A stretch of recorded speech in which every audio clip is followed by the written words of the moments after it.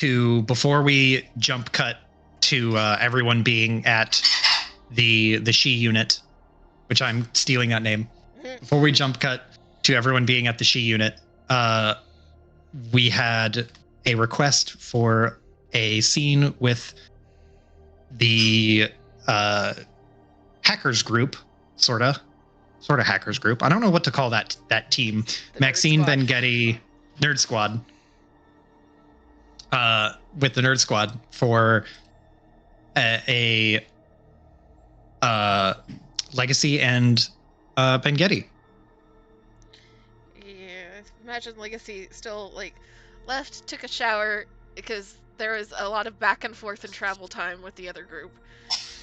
Ends up back and, like, sitting in the lab and has Cosmic and Maxine go do something else, distract themselves as they're, like, figuring out where they're supposed to be going, what they're supposed to be doing.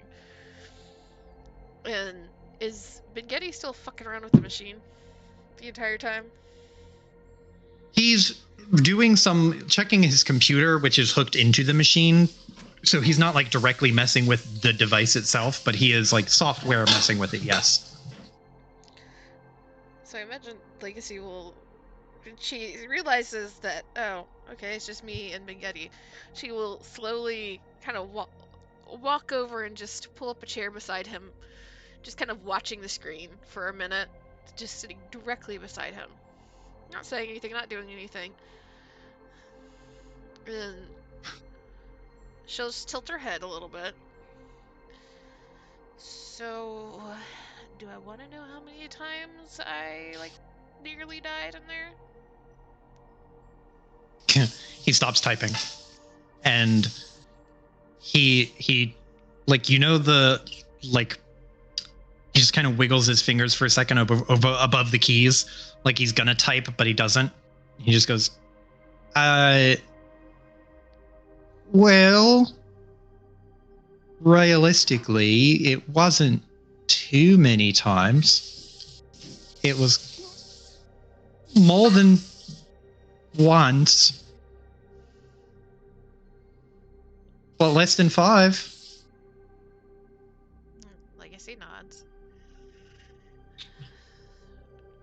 More in the start or more towards the end before I came out?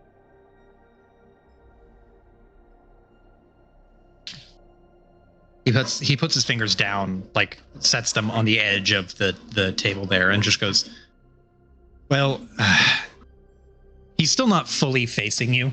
He's kind of like parallel to you. He just goes, I mean, once or twice in the beginning, and then once or twice towards the end. The ones towards the end were a bit more drastic, kinda.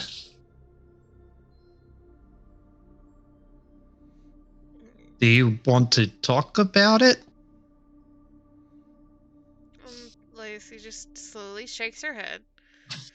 I feel like probably me not knowing is the better option here. Do not tell Kaya anything. He nods, and there's a look on his face that you can't quite place. It is like the emotion you get when you don't know what to say, but have something to say. Legacy, still, like, she wasn't looking at him for the most part, more like out of the corner of her eyes, still staring at the computer screen, will finally, like, kind of chin on her hand, turn and look at him. And then just a hand gesture of, like, go on. I just don't want you to. I mean, Kaya would be worried, but do you want me to lie to her?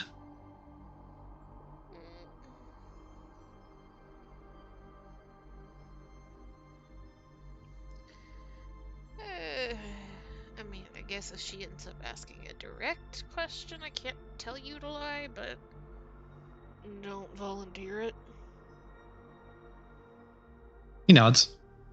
It's the kind of nod where it's like, yeah, I can do that.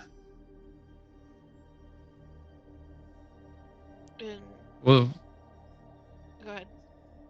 what was it like? Did it feel different? She just kind of tilts her head a little bit.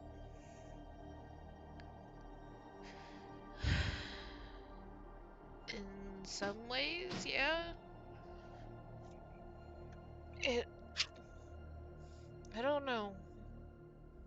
Some parts of it was like reaching a peak that I never thought I was going to be able to do with what I could do. But then there were things like being trapped in an office, and you start to see all of the ways that it's so easy to fall into a trap with it.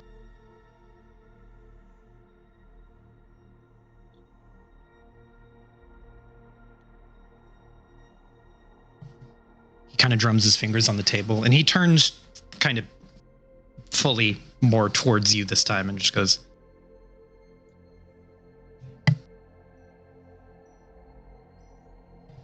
well, I mean,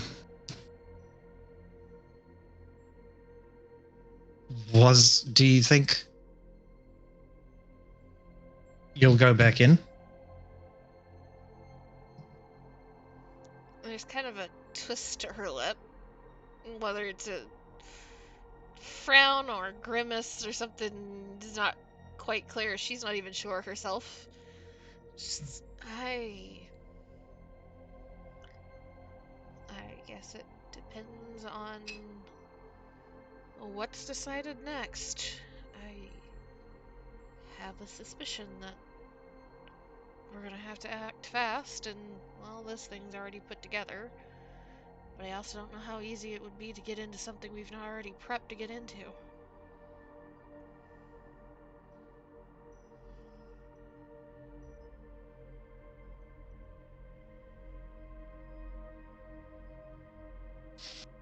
He kind of scratches the back of his head and looks at the machine and looks back at you. I don't know if it means anything in terms of your decision, but I have not been able to suss out why you just popped out. Something must have changed, I guess. And he hesitates to say the last words of his thought.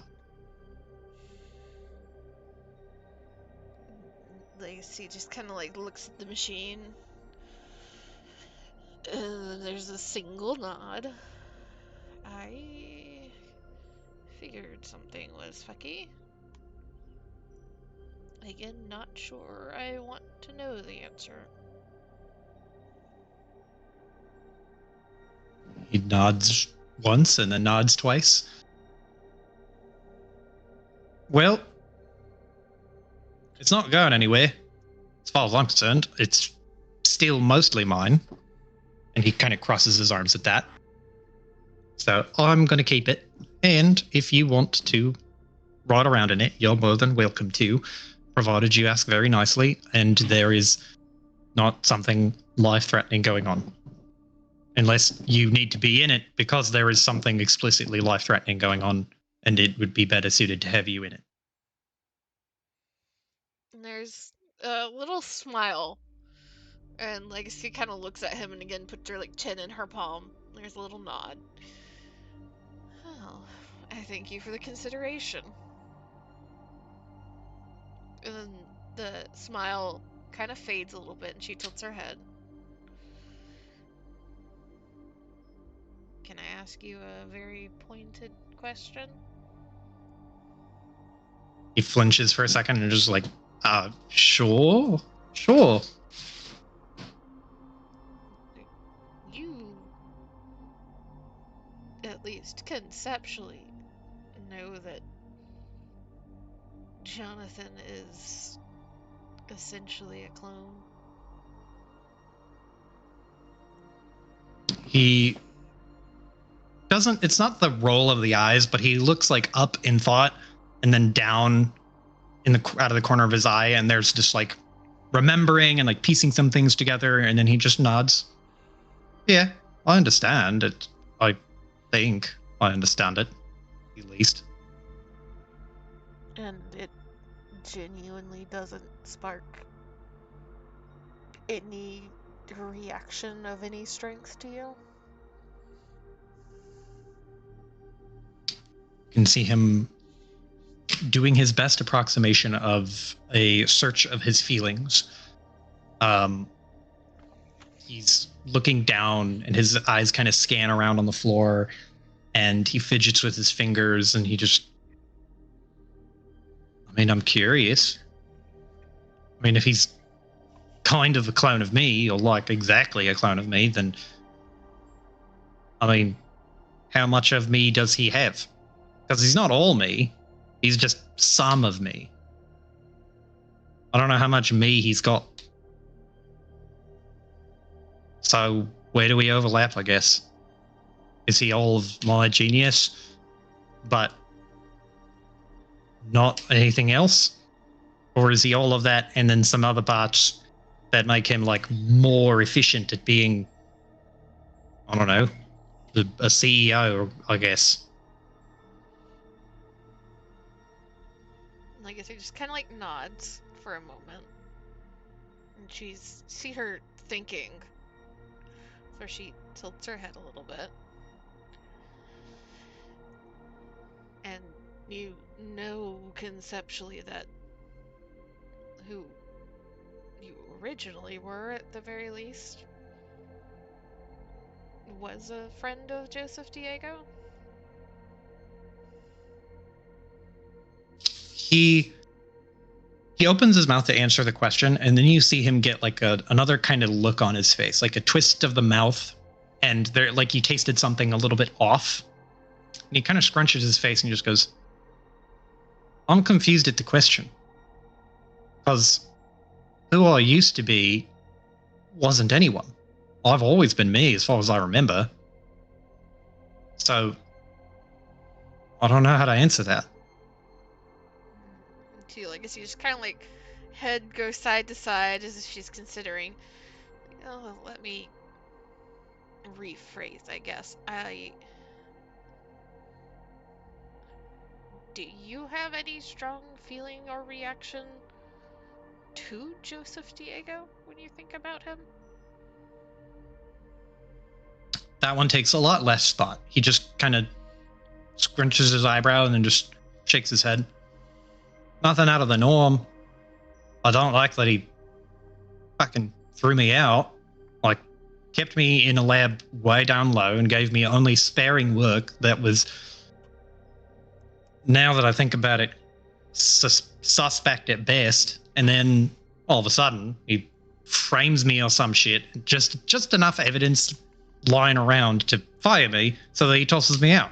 And then what? Wants to keep tabs on me? I don't fucking get it, man. So I don't like him. But that's about as far as it goes. Pretty sure. You can see him like testing, so to speak, his opinion in his head.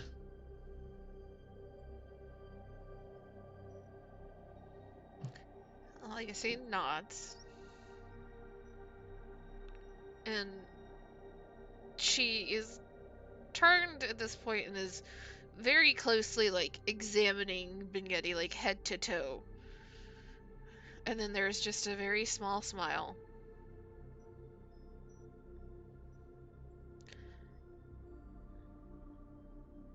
I guess.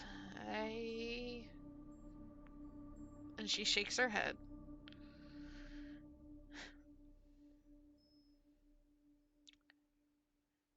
Even as much as it annoys you and you don't like it, thank you for trying to be the good one. He shrugs. It's fine. I like being, I don't know, around everyone. This is a good group of fucking weirdos, I guess. And like, she just kind of smiles. it's just seeing what I guess you could be or could be close to. She just kind of like waves a hand vaguely. I like this version better. He smiles a little bit and gets a little pink in the cheeks, and he just is bashful. But he looks away and then gets a very curious look on his face, and he says, "What did you see in there?"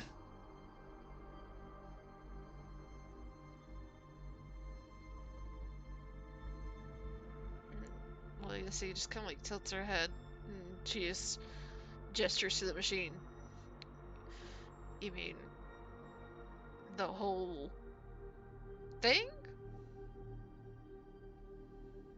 I mean, like, what did you see that made you... I don't know. He just vaguely gestures at you.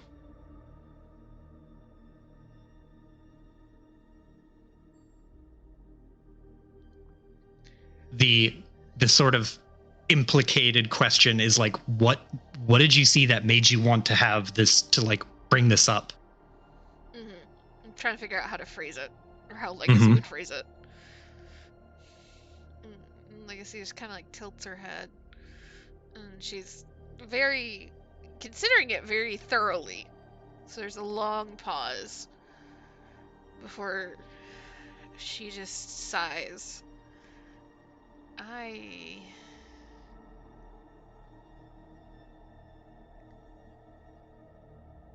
saw someone so disconnected from, I want to say, just reality.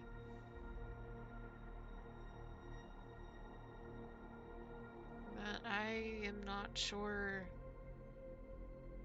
what he is going to do. Somebody that saw pictures of people that he loved and cared about, and, well, broke him rather than grounded him.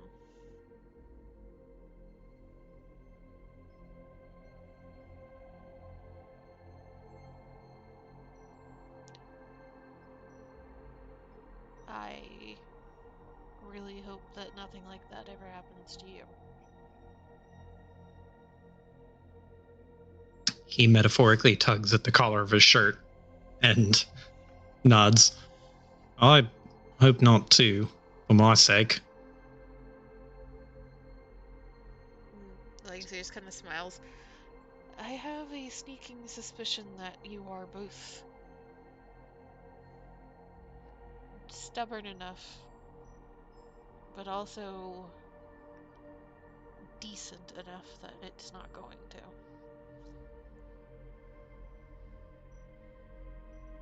He smiles at that. Can I ask you a question about this whole thing? Just kind of gestures for him to go ahead. What would you do in my situation? If, say, someone came up to you and basically revealed that you were a clone and that another clone of you was wandering around doing fuck all knows what, getting in trouble, causing grief for people that you like, and shit, I don't know. What'd you do if you found out you had an evil clone? What does that mean about you? Does it mean anything? Is it even really a clone at that point? Legacy just kind of, you see her head go side to side, and she leans back in her chair. Well, this is probably a very slanted view on the question, but as far as I can tell, it's still a clone. It's still like a computer, the same hardware or nearabouts, and same or mostly the same software, but it's whatever extra people put onto it. Guess it goes back to that whole nature versus nurture debate. And you see her kind of like roll her eyes at that, shake her head, not wanting to get into that. Ben-Getty similarly has a sour look on his face, like, oh god, I hate that whole just trying to argue philosophically from that area. But I think as far as what I would do, if somebody else was, well, another me was causing problems and hurting people, I'd want to help stop it. And I'd want to help fix it after.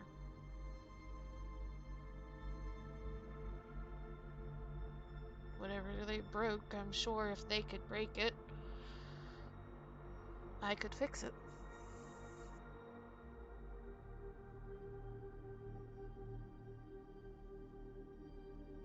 He scratches his chin.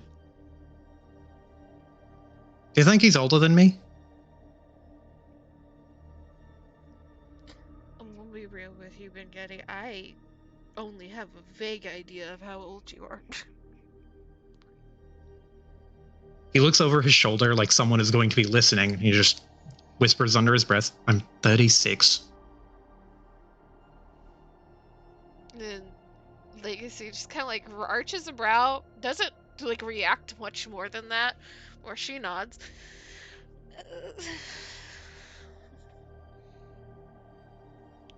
Physically or mentally? He opens his mouth to answer and then closes his mouth. And then you see he, like, in a very fluid motion, leans, like, puts his elbow on the table and leans on his fist, and he just goes, I don't fucking know. That's just the answer to the question. Like, in the same way that you think 2 when someone says 1 + 1. When someone asked me how old I am, I know it's 36. I don't know if that means me, and he like points to his chest, or like me, and then he points to his head.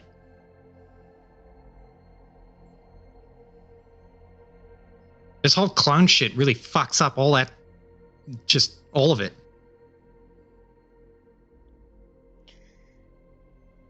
Yeah, I can't say that I envy you in this situation. But you thinking about it means that you have the possibility of making the best of the situation, I guess. He's leaning on his fist still, and he just kind of nods absentmindedly. Like, he does hear you, but he only just barely hears you. Like, he's still kind of thinking.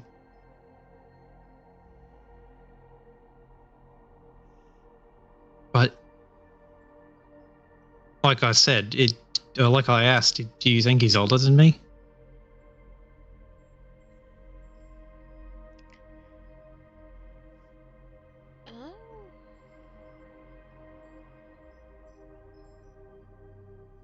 Can't really say, to be honest. I mean, I'm not even sure how the genetics of having a clone that... Well, let's just be real. His physicality is very different than yours. He scrunches his nose a little bit, not satisfied with the answer, and you see him come up with a different question. He goes, well, let me put it this way. Do you think I'll become him with time? Since we're clones?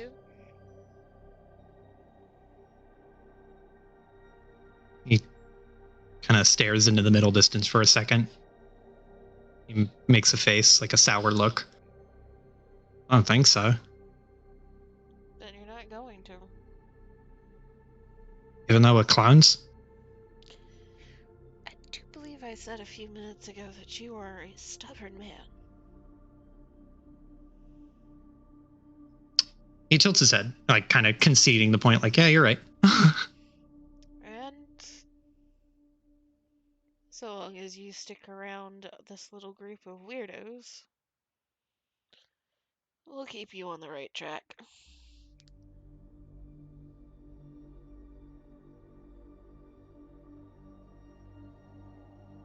He smiles and kind of nods at that. And then he looks over his shoulder again to make sure that no one is coming. And he carefully leans over and just goes, thank you, by the way. Thank you, and also to Kaya and to Locke.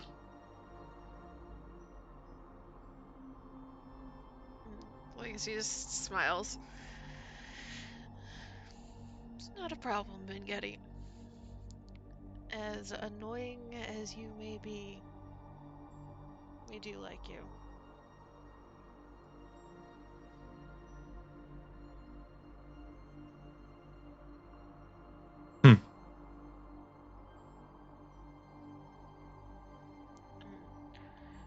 She will stand up and stretch, and then kind of walk behind him, just like give both of his shoulders one like really quick squeeze. Alright, wrap up what you're doing. I am pretty sure that we need to get a few things before JJ shows up, because he's probably going to want to be done. I hate long call trips. And he reaches over to his computer, and then starts typing away at something. I'm bringing all of the data from your brain, if I can fit it onto this fucking computer, with me. Well, Legacy just kind of grins and like turns in the middle of walking towards the other side of the room to look at him and just throws her arms open. Well, thank you, I guess. That means that I'm smarter than the computers. It also means you have a big head. Oh. Coming from you, that means something, I guess. He smiles and then he frowns and he's like debating on whether or not that is like another slam or a compliment. And he gets lost in the sauce. And Cosmic and Maxine both, like right around this time, would round the corner, and their arms are full. They have bags packed because they had brought their own bags to come here the day before in preparation for everything. Did you also want to talk with them at all? No. I'm good. Okay. I figure their conversations will happen at the apartment. Mm-hmm. Then with that, not but a few minutes later, does JJ show up at the front door, just about. Excuse me. With the AV, and you can all pile in and get ready for a long fucking ride, just a few hours of time to fly over the station. Now, in the interim, because be a few hours. It's like an hour. It's probably about an hour exactly. Because you're right, because to fly that distance, because I forgot that it's like you can fly at a straight diagonal, but the distance is so vast that without, it's probably about an hour on the nose. But in the amount of time, between there and back, there's been like a lot of news updates. There have been like a stream of news updates. There's footage of the concert, which has started to die down. And you can see that the wreckage in the streets has become like plain. There's graffiti everywhere. There's flipped cars. There's like police and federal station security like marching the streets, like people trying to quote unquote maintain order. The concert goers have largely vacated the area. The concert riot has fully run its course. several major corporation headquarters, not just Tetsuo, but Ogremok 2 and I think Omnidyne. Ogremok and Omnidyne both have HQs in that plaza as well, and both of them also like had major damage dealt to them in like on the front and first levels, as well as just digitally as well. You imagine that after you had given the word to just, scram to the Roundtable Boys, they just kind of wreaked digital havoc in the local area before they completely unplugged and vacated. The general consensus that you can get from the news stream is that, if you remember anything about the Ferguson protests, it's like that. It is like fires in the streets, like post riot chaos that has just been turned into a smattering of people like running around and getting back to their homes, and the oppressive normalcy that tries to just weigh down the situation immediately following this huge event start to set in. News coverage, it really varies. There are people who are like trying to view it not as like political dissidents formulating a riot, but also people who are saying like a largely peaceful protest that was broken up or attempted to be broken up by police that turned into a riot. It's like the most impartial you can get is like a peaceful musical assemblage of people, but police had already put out a warning that they're like, no music, and it just went badly. It was a misunderstanding that boiled over or something. But station security is scrambling to get the situation under control. I imagine that for all of you independently, people who are super, super close to you, not just like the group, the little like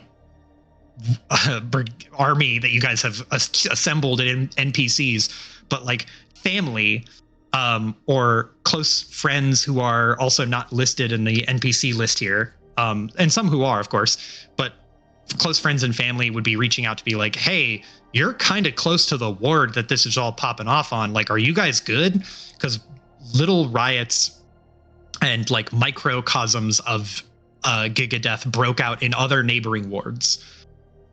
Like in Seishin ward and in Adams ward, not really Turing, because Turing is largely like a business complex and there's not many civilians who just kind of wander the streets. It's mostly like people who are working there or in that ward.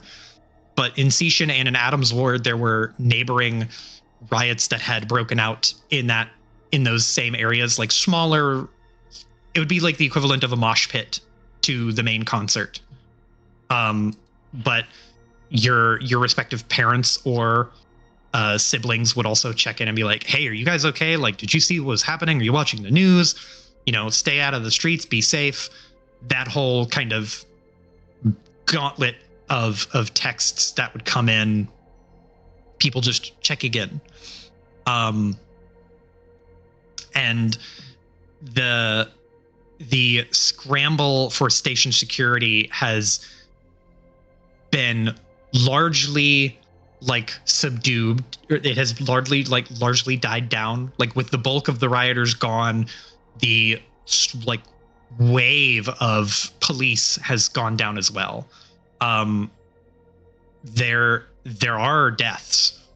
There is a death toll of at least 13 to 14 people who were shot in the street, which, to the best of your ability, like, sources are still in doubt, but these people are believed to have been shot by police in the street. Tetsuo, it has also like come out that private security firms for each of the major corporations were seen in the streets as well. Private security robots, mostly Tetsuo sold drones, as well as what are they called? Fire ants, as well as fire ants, who like were contracted out by Tetsuo, which it's not illegal to have private security, but it definitely is a lot worse when private security opens fire, and there are supposedly instances of them shooting.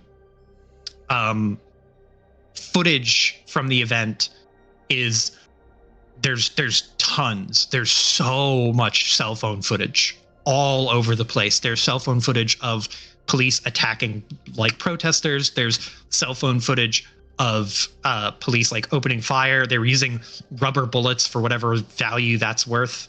It's also worth noting that you guys would find this out at the room prior to Legacy and the Nerd Squad getting there.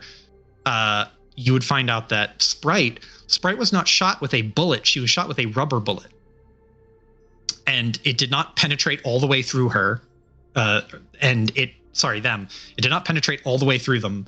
It bored into their shoulder and has left like this just nasty purple gash, like a big sweltering wound the size of a baseball from just being swelled up. But they, like, the quote unquote less lethal rounds shot up close are very destructive, very, very obviously still destructive. But there were in the street anywhere from 2,000 to 3,000 people who were not station security or any sort of private security firm or federal station security. So there were a lot of civilian protesters. The word got out like fiercely. And as you guys are like kind of getting the sit rep, if there's any questions about anything that you want to know now, feel free to ask me so that we can clear up like who's where and like if anyone's accounted for. Rat is accounted for. Rat has Amsgrade from Voyager Ward. Activate this scene here. Rat, Amsgrade, Voyager Ward, and is back in Adams Ward. Yeah, I think the ones that we'd want to know are Kaya's little band of NPCs that were in the midst of it, plus Calamity. Yes. Yeah. So, Rat, Amsgrade, and is back at is on her way back to her garage. Bastion and Chains, they are currently somewhere in the mix, almost got caught and arrested, but they are hiding out at a friend's place in Voyager Ward, so they are safe. And oh my god, names, not Sprite. Calamity. Cal? Calamity, thank you. Yes, Calamity has been arrested. She will likely be in jail for maybe a day, but she was arrested. She put out a call to some friends of hers that are going to help get her out because she's part of Ghost Protocol, so she does have some form of legal representation, but she got arrested for like disturbing the public peace, destruction of property, assaulting an officer, like all sorts of, any sort of thing that they could ping someone for in this huge kerfuffle of stuff, they dinged her for. But she is mostly uninjured and alive. Yes, mostly uninjured. Cuts, scrapes, and bruises, little things, but largely uninjured for being one of the like quote unquote headliners. She is in a great spot, all things considered.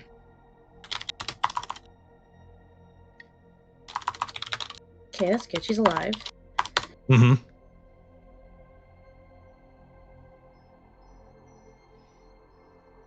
I don't think we had anybody else that was named that was in the middle of it, aside from like, I guess like the various hackers that got involved. Mm-hmm. They are all gone and vanished without much of a trace. One or two of them might be getting a visit from an agent in the future, but it really depends on how good Longview is at cleaning footage. Longview, speaking of Longview, Legacy, you would get effectively like a shared drive folder. Longview did not disable the cameras in the area. Longview just hijacked the cameras and recorded the entire event over the course of, hours that it was going on, and saved the footage. So there's like 30 different camera streams worth of footage that you have now of just everything from leading up to the breakout of the concert to the last little smattering of that plaza. It's all of the videos of the police brutality that happened. So even like if the cell phone videos weren't enough, you have a bunch of just ambient police or ambient security camera footage of everything that transpired, including the private security firms rolling in like fucking death squads.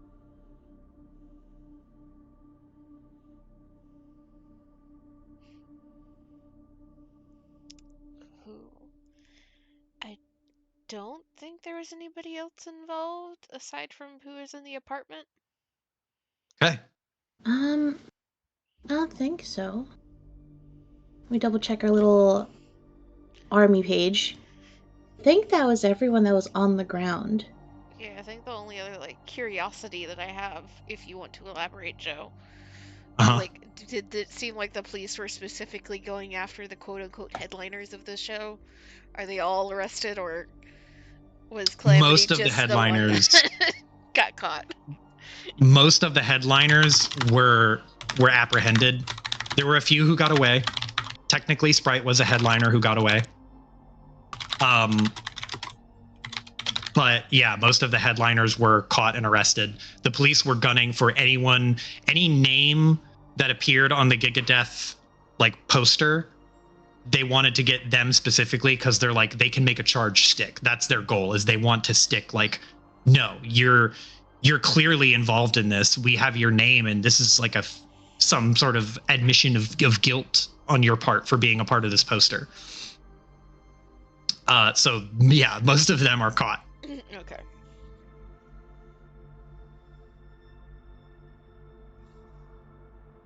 But if you think of anything that you're curious about or want to know, if something you are curious about and think of later, you can just let me know and I can tell you the status of it. But I wanted to give you a general update.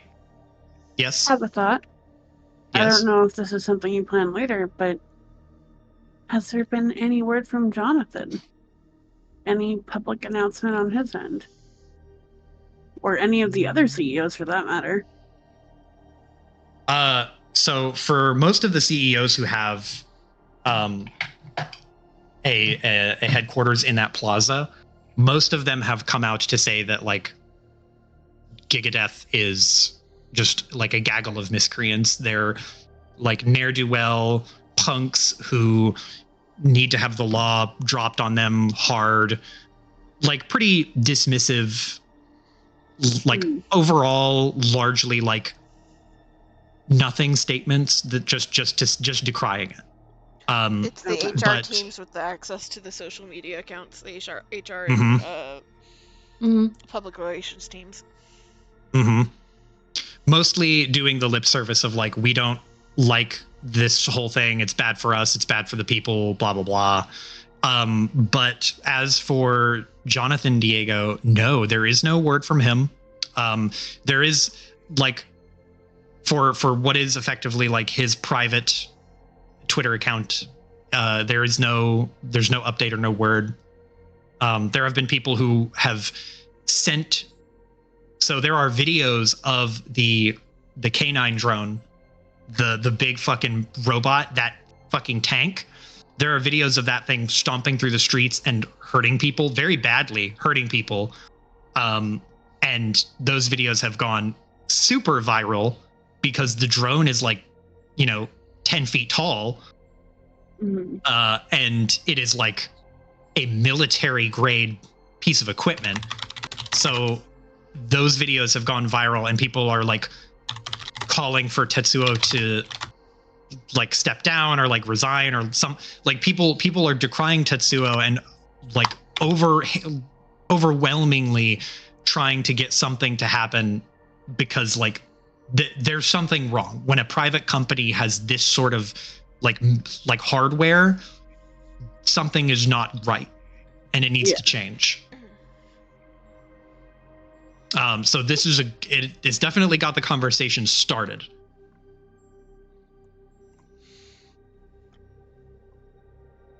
Well, it's a step in the right direction. Mm-hmm. It's like, someone broke into my house to steal my TV and I unleashed a nuke. Why do you have a nuke? They broke into my house. Well, why do you have a nuke? That is the best way of putting it. It's just like, why do you have that? It's like, they broke into my house though. It's like, well. You shouldn't have a nuke. But what if someone wants to steal my TV? Well, you shouldn't have a nuke. Put that down. You should have a nuke. Number 2, how is using a nuke in response to your house being broken in like equal reaction? And number 3, refer back to number 1. You shouldn't have a nuke.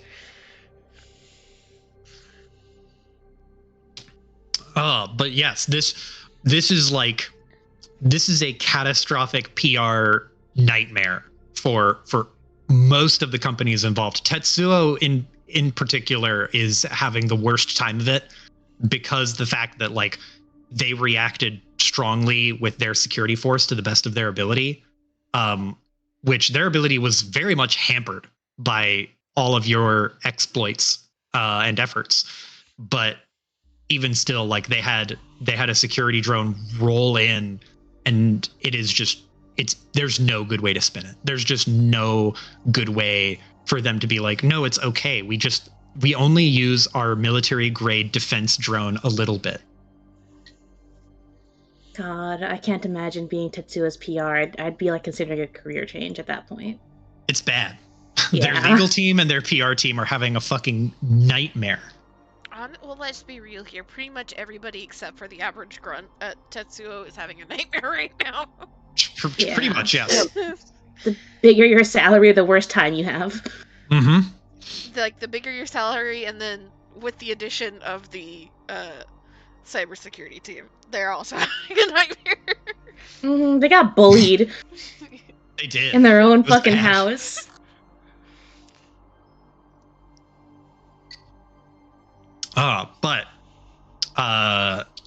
Yes, the any questions that you would have, you are welcome to throw my way. In the meantime, haven't heard anything. It's still radio silence from Kaneko, right? Yes, there's been no radio, nothing from Kaneko. Though, if you were looking for like sightings of her at all, there would have been some chatter in and amongst Ghost Protocol friends that have talked about a person they believe to be Kaneko or sounds like Kaneko showing up in the fray. So she was probably there somewhere. Mm-hmm. At this point, no news is good news. Mm-hmm. Cool. I think that's the only thing I've got.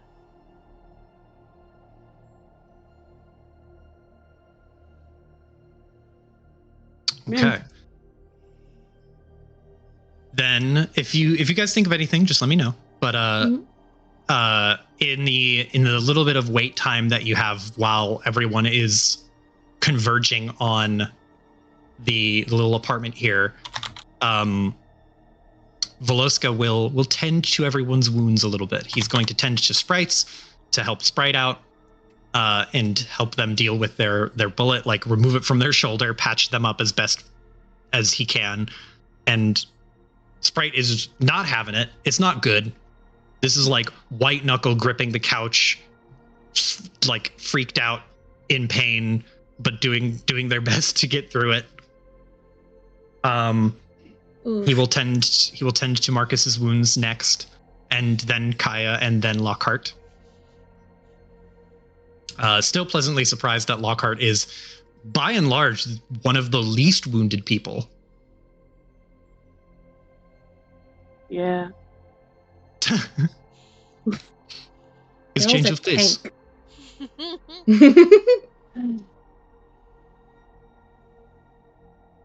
But I will throw some bones for the dice for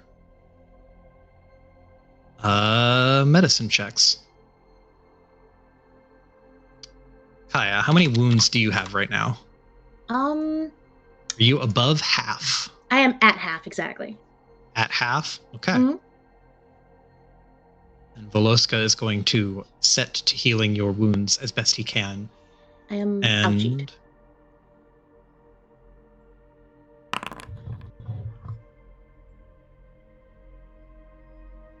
okay.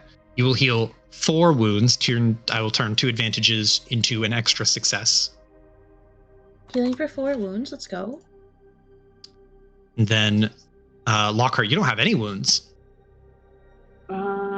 Do I?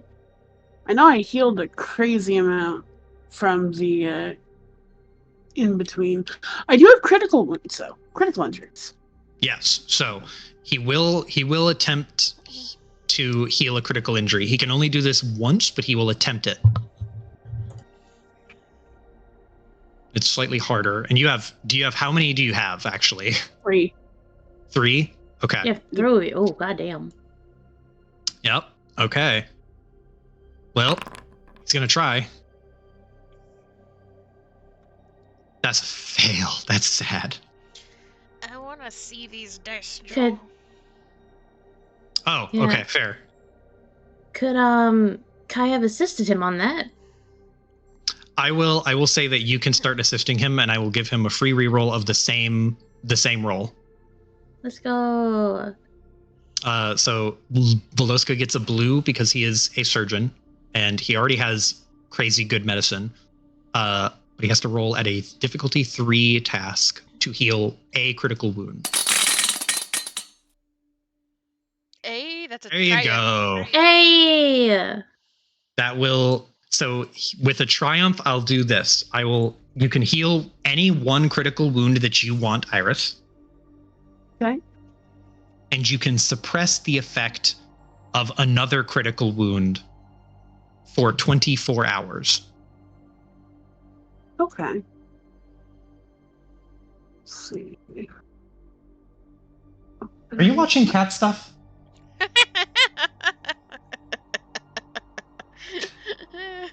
Let I just Claire heard cat meowing. let Claire live her best life, man. I heard a high-pitched cat whine like pierce through my headphones, and I was like, none of the cats sound like that. Let the girl live her best life. Oh. It reminds me, I heard a sound from Onion today during one of his shenanigans that I have never heard from him before, because one of the times I had to fucking peel him away from the donut box. I just, like, essentially football carried him under an arm, except his head was out the back, his ass was towards the front. And he did not like that, and the ungodly demon noise in the smoker meow voice was very amusing.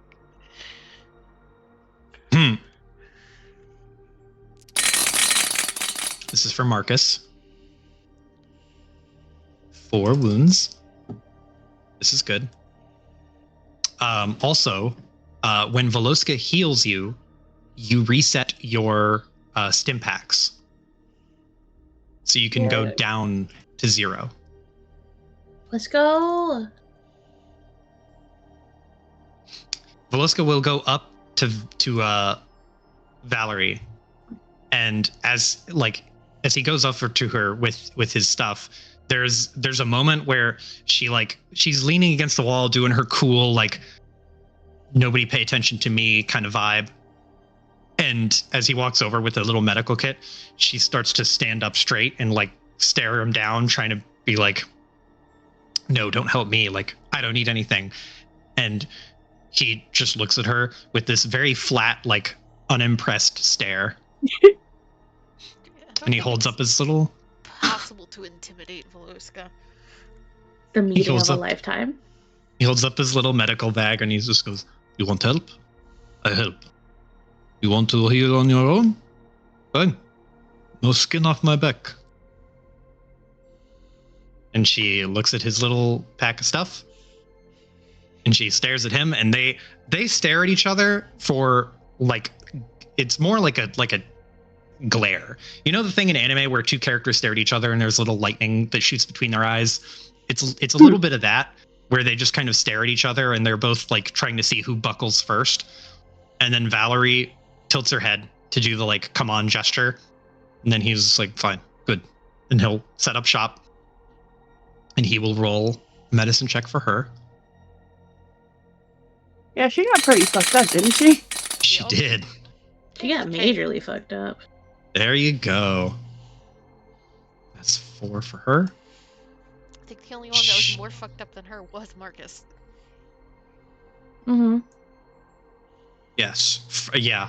I think she got 1 critical injury. Marcus got 1 as well, but his was way worse. No, Marcus got 2. But I will roll for critical injuries as well, because I forgot to do that. This is for Valerie. Holy shit. That'll clear her only critical injury, and she is fine.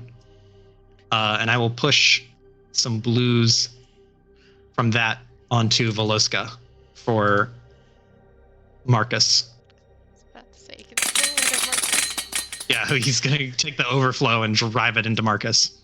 4. Okay, so he will cure 1 for Marcus.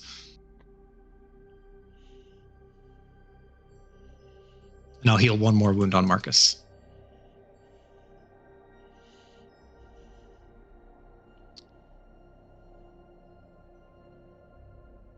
Okay. Veloska's just doing his little checks, going from person to person to person, just seeing like, you good? Good. You hurt? Let me see. No. Sit. Like, very efficient. And if nobody protests, he will see to them in their entirety. Did anyone want to have any conversations before the Nerd Squad arrives? I feel like there should probably be at least some. But I think we Yeah. also asked for Veloska to also take a look at Lindis Yes. before the Nerd Squad arrives. I say Mhm. Nerd Squad as if this isn't also Nerd Squad, but like less. Nerd Squad, but over there. It's the Yeah. other nerd squad. It's the, like, Yeah. let's be real here, it's the Uber Nerd Squad. Nerd Squad and Uber Nerd Squad.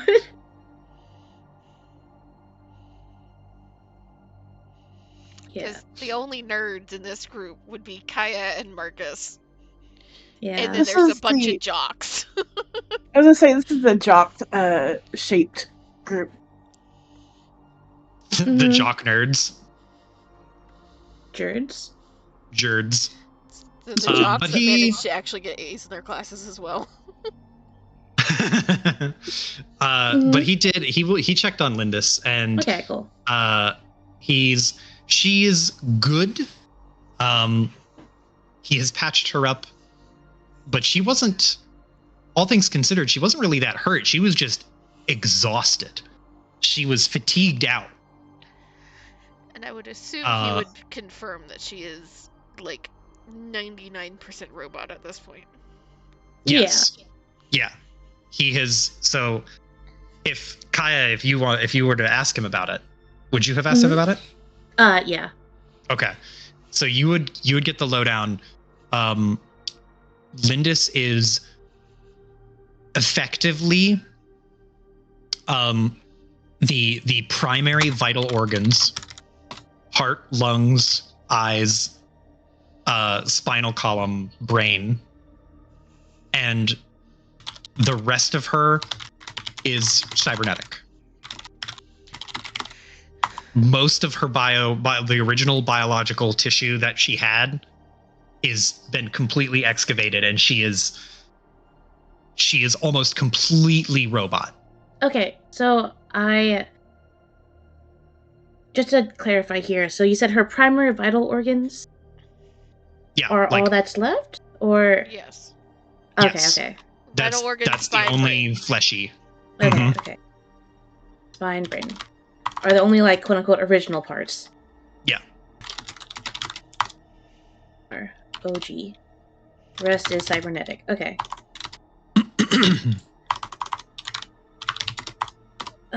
But yeah, that would be Kaya's main concern, is making sure everyone's gonna fucking live. And I guess, yeah, for her it's just chilling. I think Lockhart need to have a conversation. Yeah, Valerie wanted to talk to her, right? Mm-hmm. Yes, Valerie did. Do you want to go talk to Valerie? Yeah, I'm cool with that. I'm fine with that. You go over to Valerie, and she tilts her head to the door to say, like, step outside. Just look right outside the door. Nod. Okay. So just step right outside. Into the abyss. Into the dark gray void. When you step outside and Valerie just closes the door behind you, she crosses her arms and looks at you and gives you the most, like, hard stare. And it's always been hard to read Valerie. Like, she is just a hard person to get, like, a good read on, really. But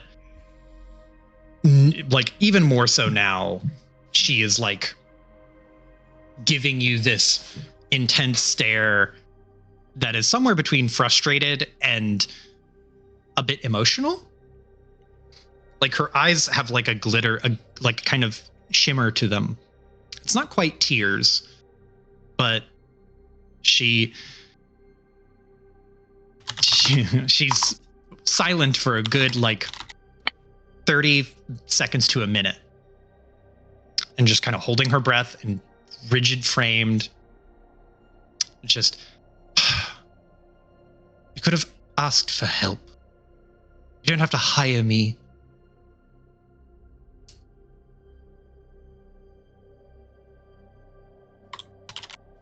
So when Valerie was kind of staring at her and just giving her the stare down, I imagine Lockhart was moved her arms to cross her chest and, like, not lean against the wall, but kind of so she's not fully facing Valerie. Mm-hmm. And, like, to the normal person, you'd think, oh, she's crossing her arms because she's frustrated or angry or, doing the impassive thing. But I think because of who Valerie is, she would recognize it's more of a kind of the defensive thing, like when you hold yourself a bit. Yeah. Instead of her hands being kind of balled into fists and arms crossed, her hands are flat against her chest or, like, the sides of her body, a bit more, like, uncomfortable.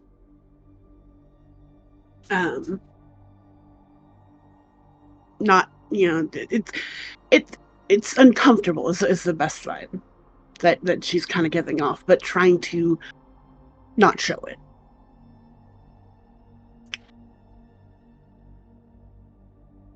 I figured hiring you would be the only way to get you here.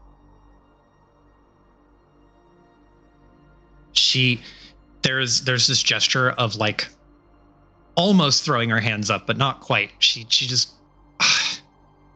no, not for you, not if you ask. Figured you would know that. Figured you would have. She just kind of lets that thought die and throws her hand up. It's too late now, and I'm not mad. I'm just surprised.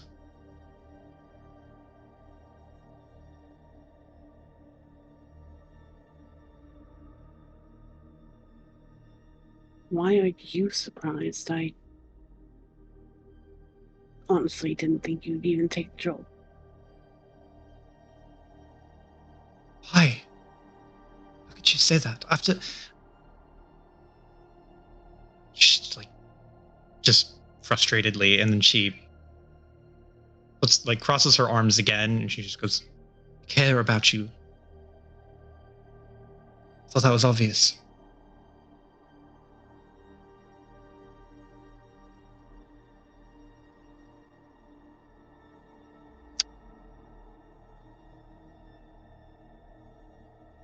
For someone who cares, there has been very little contact while trying to keep in touch. That is a hit that strikes home. You catch her in a moment where she has a guilty look on her face, and she crosses her arms in a very similar way to you and leans against the wall on the opposite side of the door. I'm sorry.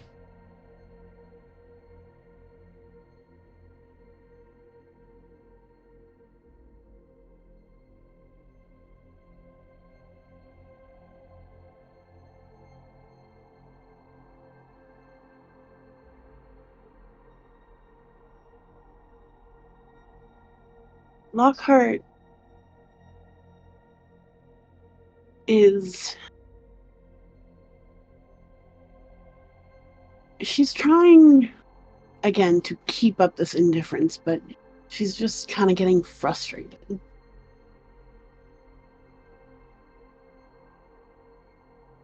And it's like she hasn't needed to kind of face this resentment that she's had. And she honestly didn't think she would have to. But it's kind of like bubbling up here. It's like,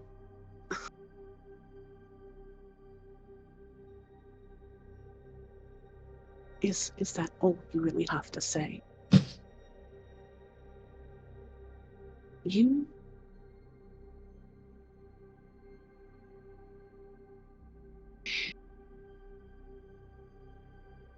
If you were really sorry, you would have done more. You left me to fend for myself. She snaps quickly to attention. She just goes, I thought you could. I thought you were ready. I thought you could do that. I made a mistake. It's not like I had... She stops for a second and then closes her mouth.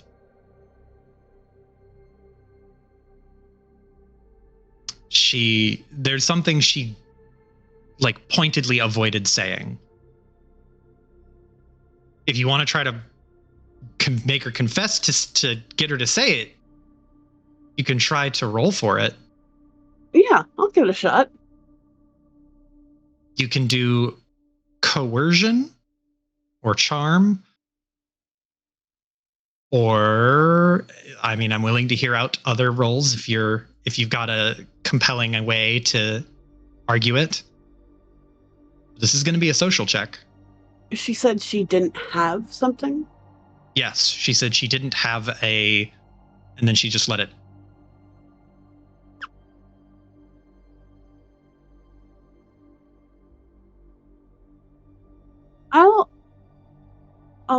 I guess I'll roll coercion here.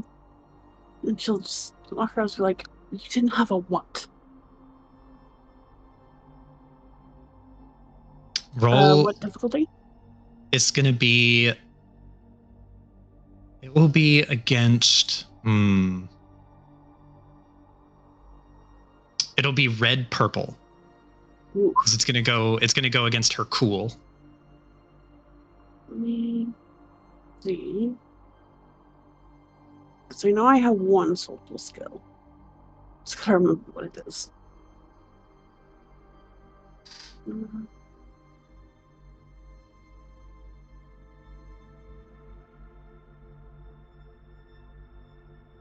No, okay, that wouldn't do. Let's hope. Hey! Wow. Okay. Damn, okay. Yeah. Go So off, you- Lockhart. You press her, and you won't make her mad because she's she's kind of emotionally overwhelmed, so she's not going to take this personally. Despite it being a coercion check, she is really just like, I don't know the word for it. Just I think overwhelmed is the best way of putting it. Flustered? Flustered. Thank you. But you say you didn't have a what? She shrugs and just goes, I didn't have a daughter or someone else, like another student. I didn't have anyone like that before you. I just had you. So you got all the mistakes that I would make.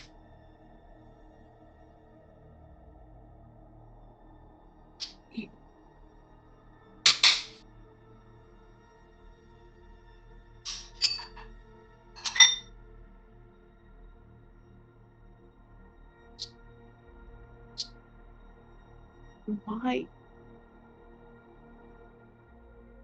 Lockhart's a little taken aback, and she...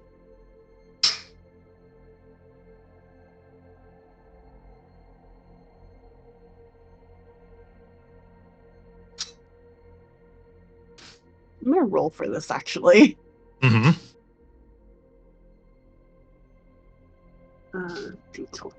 D20. So D100, go percentage-wise. That's pretty high. Yeah. So that works out. Okay. She's a little taken aback.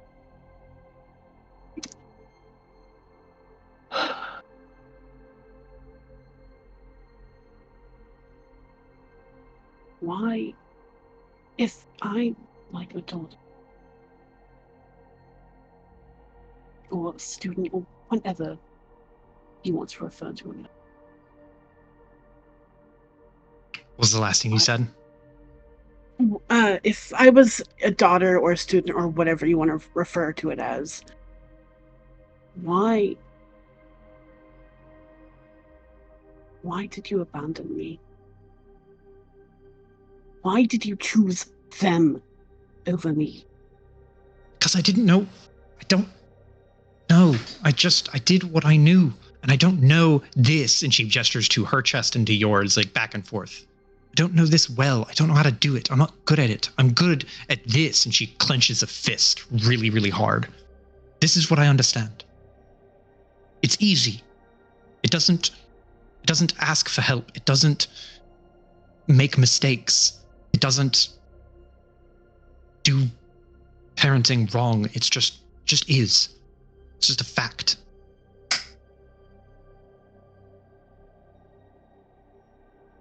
I didn't choose them over you. I chose what I knew over what I didn't.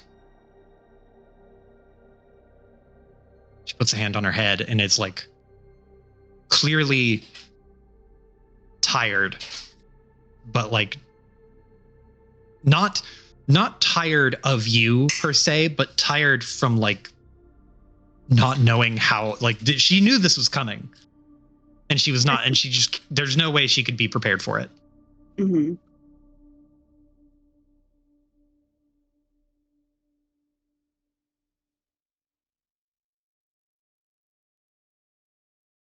Why?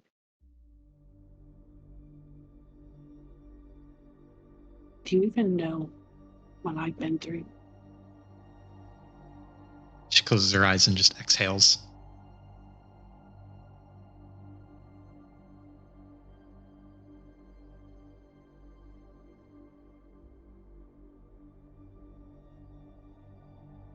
Guess that's one thing I learned from you.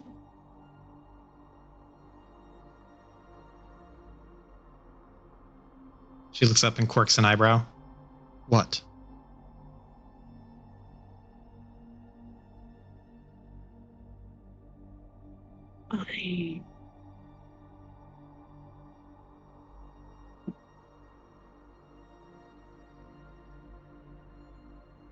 I'm also not very good with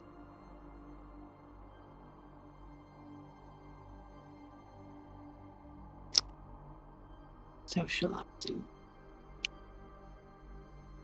She looks a little like wounded, not disappointed in you, but there's disappointment in her face, probably more disappointment in herself. Like this was just another thing she failed to teach you how to do.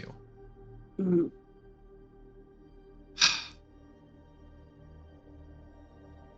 If I could go back and do something different, I would. Not that it matters now.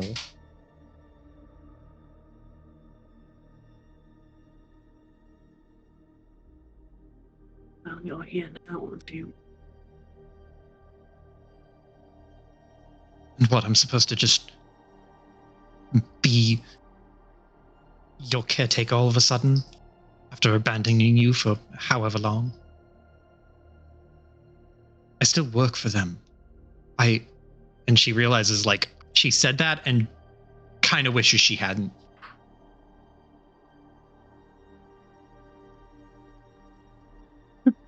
I still have work that I have to do. Why do you even stay with?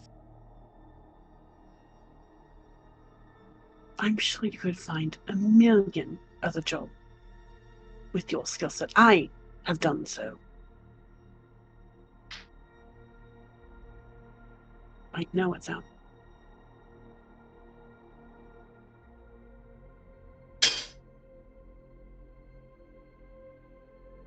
She, like, has a hand pressed to her forehead, and she clearly doesn't want to say why. There are things you don't know about me that would just upset you if you knew them. So don't ask questions you don't want the answers to.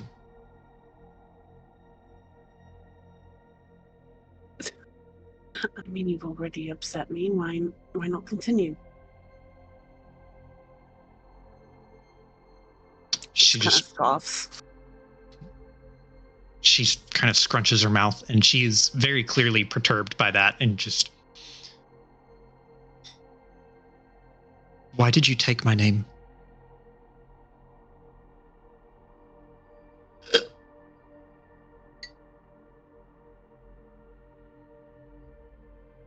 Lockhart was getting definitely uppity and kind of felt like she had the upper hand in the conversation. And she doesn't physically deflate, but that air of confidence kind of shrinks. And she can't look Valerie as she's looking again more like towards a wall. And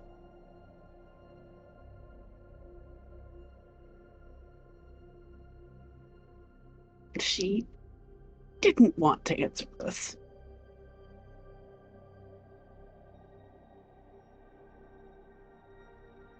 Does it really matter? Why?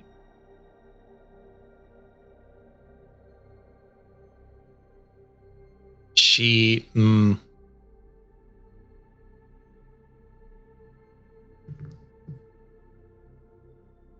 opens her mouth and closes it and just shakes her head. I guess it doesn't.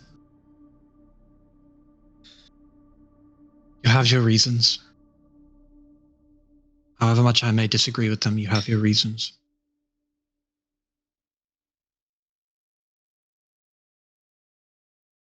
disagree.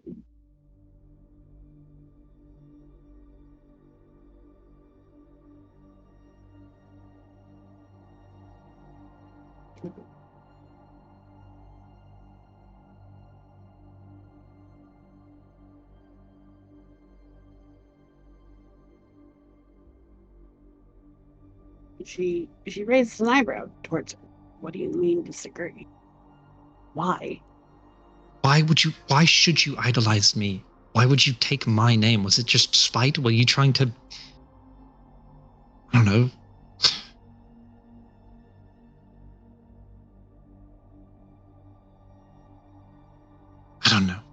I don't know why you would do that to yourself. And I guess to me.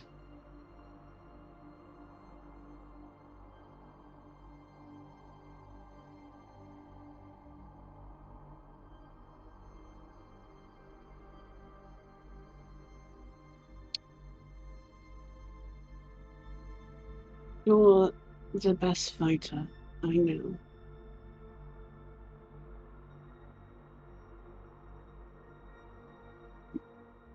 And at the time, I needed to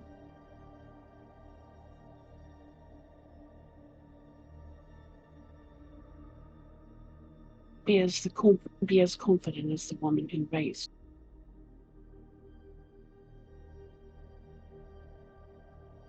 And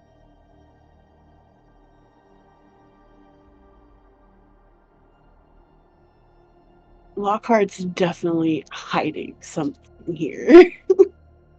Mm-hmm.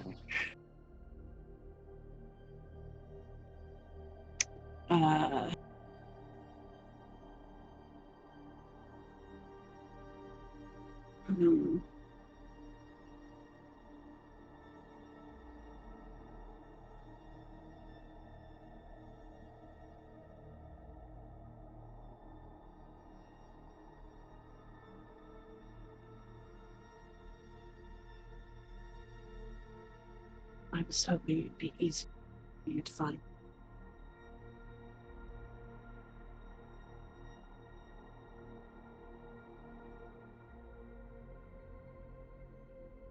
And she mumbles that really low.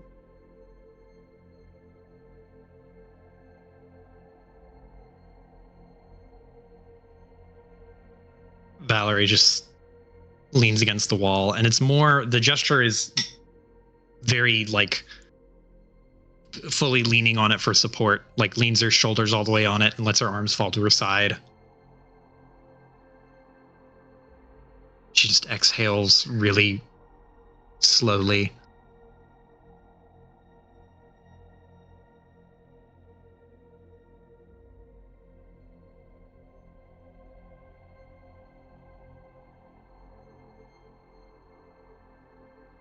After a while, I knew it didn't matter, and the name just stopped.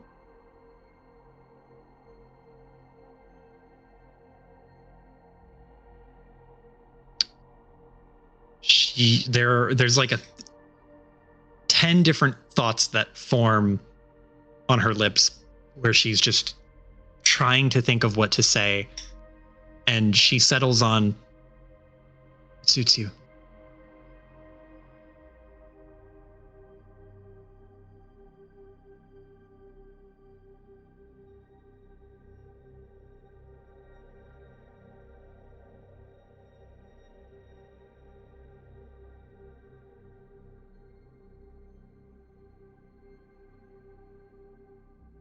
Lockhart's a little embarrassed. She blushes a little bit, just a tiny bit.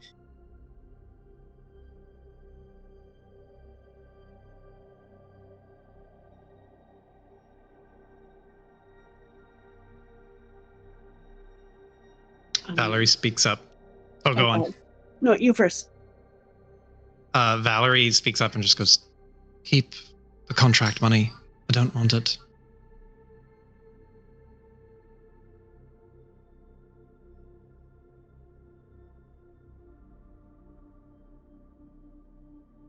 Are you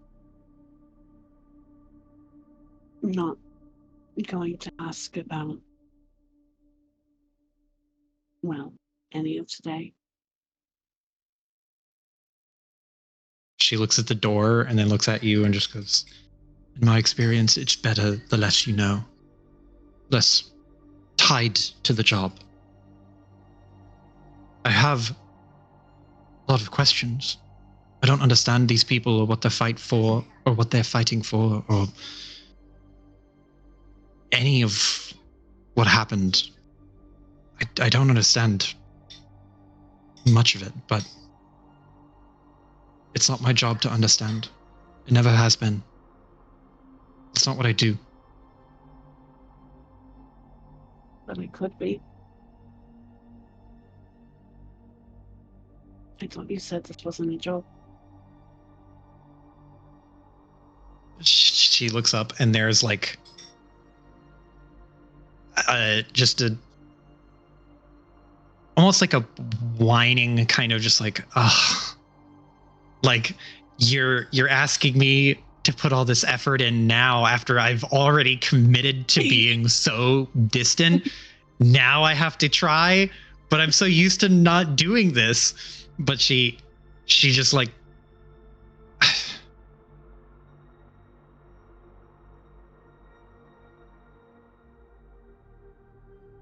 not used to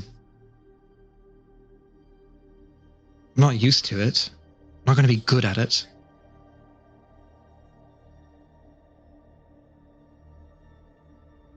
Neither am I. But that the group I assign myself with makes it a bit easier.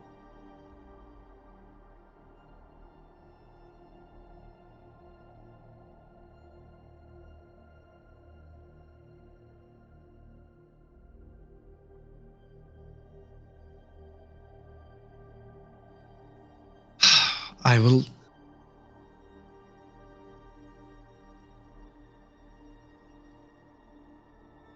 try. I can't promise anything. I'm not. She checks her watch. I'm not on payroll for another 24 hours. So you have that much time left until I have to go back to work. Back to them. And she flinches at that last part.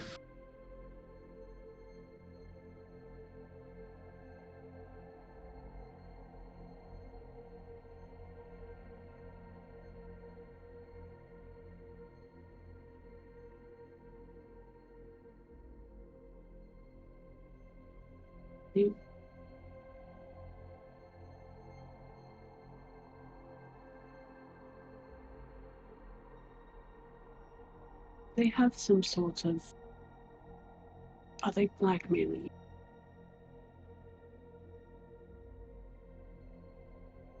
She just averts her gaze.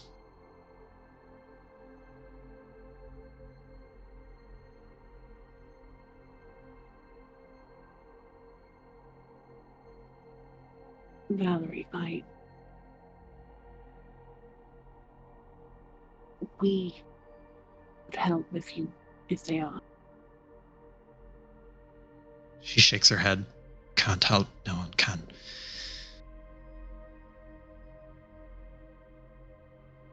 I disagree.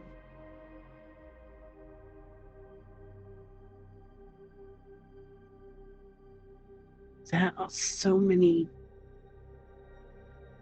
things that this group is capable of, and we can get you out.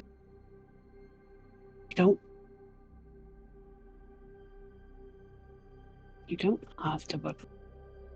You don't know what's happening. You just don't know. You don't know what they're capable of, and you don't know And she, like as she's talking, she's getting a little bit frantic. Roll me a perception check. At 4 purple.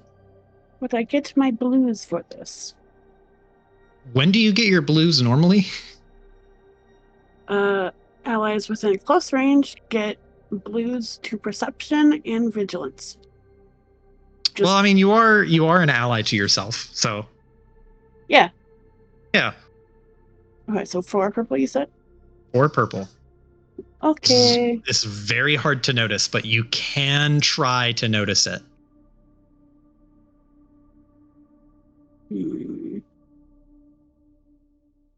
Would you guys be okay if I use a point? Go I mean, ahead. one of It's them. gonna be an RP session. Yeah. Okay. Thank you. Oh. Ow. I request in return that when this is over, Legacy comes in and they're still in the hallway, so Legacy can be a little bit of an asshole. Who the fuck are Okay. you? Oh! Oh. 3 advantages at least. 3 advantages. You're pressing her for information, and I will give you for 3 advantages.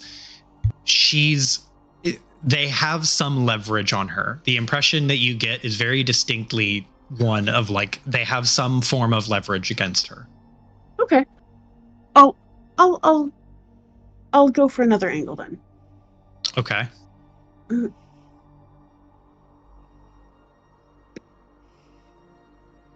do realize we just infiltrated Tetsuo.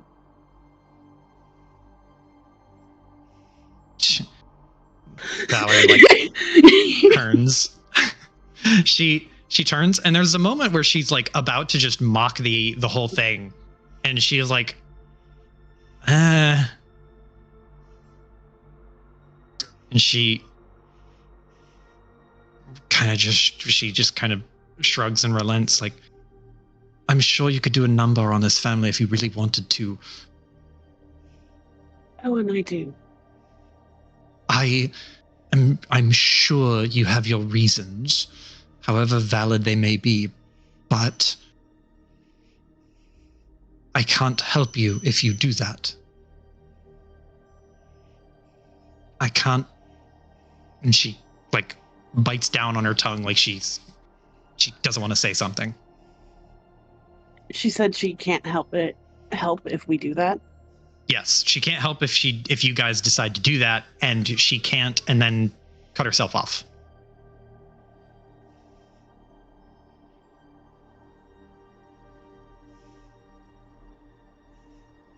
If you don't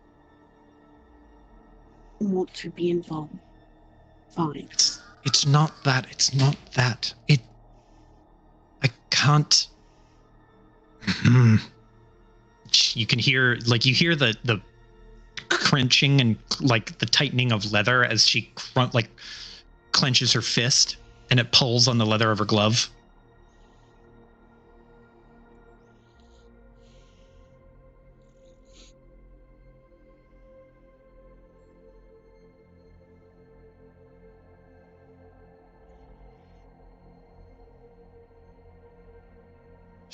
She turns and just goes, how much do you know about the Singularist Church?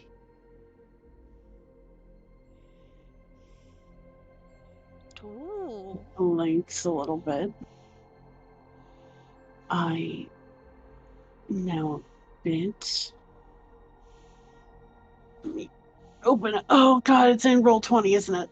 The Lord Duck. Uh-oh. That's the weirdos that are like, all robot all the time, damn it. Yeah, they want to achieve a techno ascendancy by replacing their bodies with metal. The tech fanatics, aren't they? She nods. The Vacaean family is involved with them. They're closely tied to the church.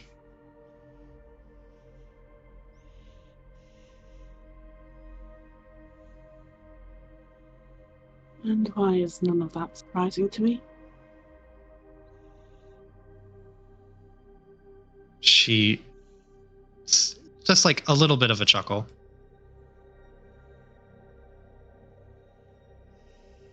She looks like she wants to say more, but can't.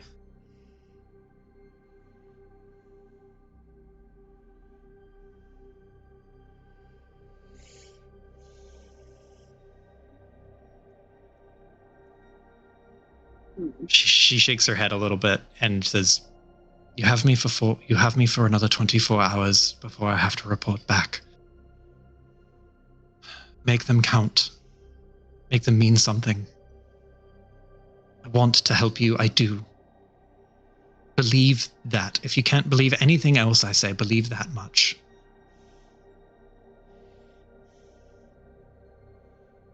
Fine.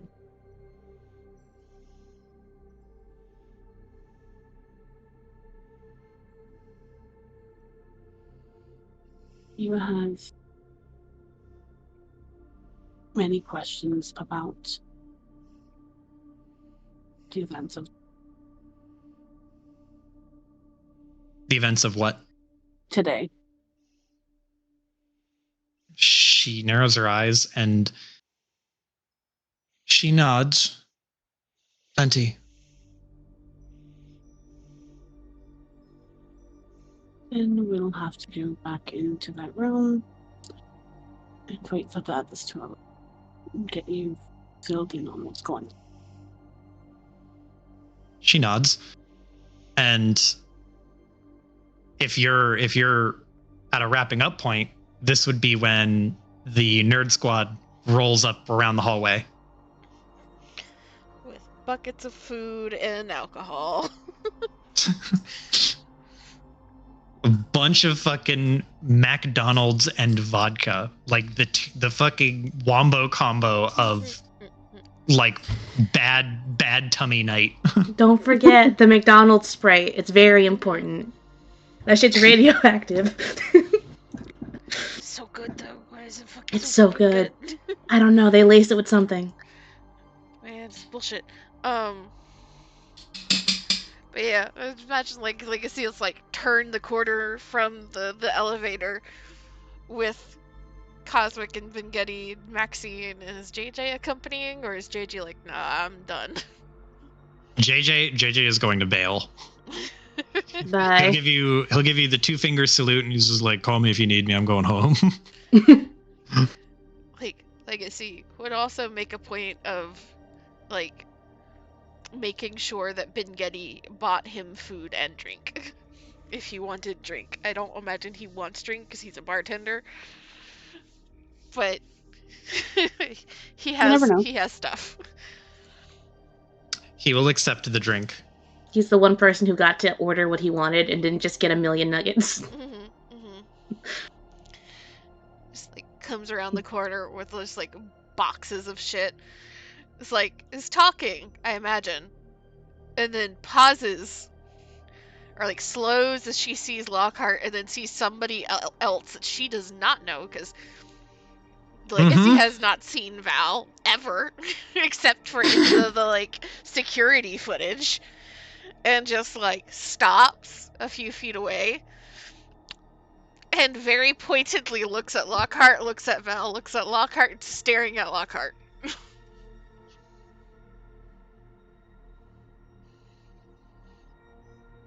See? Valerie, Legacy. Looks at Val, gives her a once over. She's very clearly a merc, right? Yes, she very much has the affect of a merc. I'm assuming she clammed up as soon as she heard people. Yeah, she like jaw shut like a steel trap. It's like looks her head to toe. Oh, great. Another stick up the ass. That's what we need. That's exactly what we need. Can't we open the door? Do you not see that we have food? Cosmic from behind one of the bags just goes, hi. And Valerie, like, mind you, Legacy, she is dressed like Lockhart and has the same kind of stance and posturing as Lockhart. The only difference is the hair color, really. Hair color and effective years. But she, like, at your jibe, she does like an eyebrow twitch, but she'll open the door and she nods at Cosmic to his hello. Maxine and Vengetti also just like, Locke, is this like another? Do you know? Do all mercenaries dress like this? Is this like a code? Do you guys share a wardrobe? Legacy just cackles.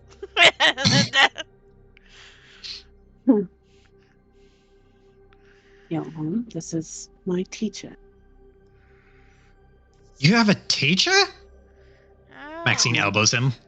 Don't yell. So the like tree up the ass instead of the stick up the ass. Cool. That's great. That's fun. This is gonna be nice. Just walking through the door.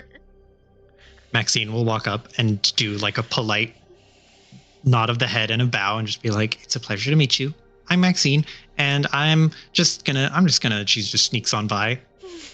Vengetti just gives her a wave and doesn't say anything.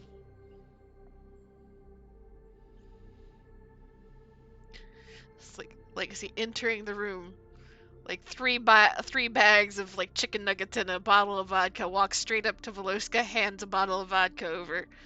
I have food and alcohol. I assume that's one that you want, considering that you just cracked open the other one immediately the other day. And what the fuck happened to you? I'm looking at Sprite. Sprite holds up two fingers and like do you know the Nixon wave, like two fingers on each hand? Mm-hmm. They do that and just goes like, "I got shot. What up?" Oh, you actually have bore wounds. Yeah, I took a bullet for your fucking friends. Hey, you were planning this shit before. I wasn't planning on getting shot. You were planning on fucking staking out a main plaza in front of security companies. Did you not think shooting was a thing that was going to happen? Well, yeah, I didn't think it would happen to me. You were going to be on... You know what? No. You're going to end up using it to, like, flirt with girls. I don't fucking care. Marcus leans over and, like, lets his head fall back over the edge of the couch and he just goes, "Hey, I got stabbed." Like, immediately, like, imagine she's walking up behind the couch this entire time. And, like, leans over, looks at him, is like... And... You're in one piece? He's in one piece, right, Veloska? Give Veloska, who is like, he cracks the bottle with his teeth and then gives a thumbs up as he spits the lid across the room.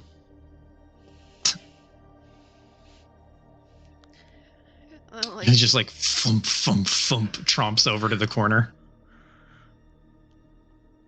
Single nod. Looks back at Marcus, kiss on the cheek. Well, that means you get to spend an entire week in bed once all of this is over.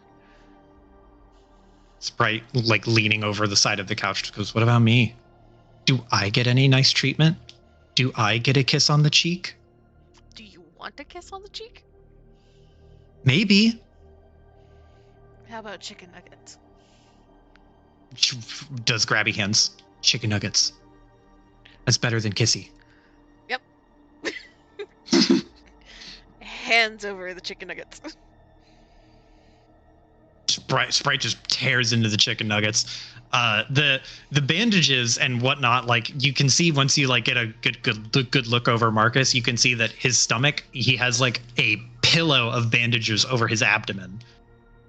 And Sprite has the same sort of pillow of bandages stuffed over their shoulder. They like the group is just awash with like medical tape and gauze and like cotton swabs and just all sorts of medical gear.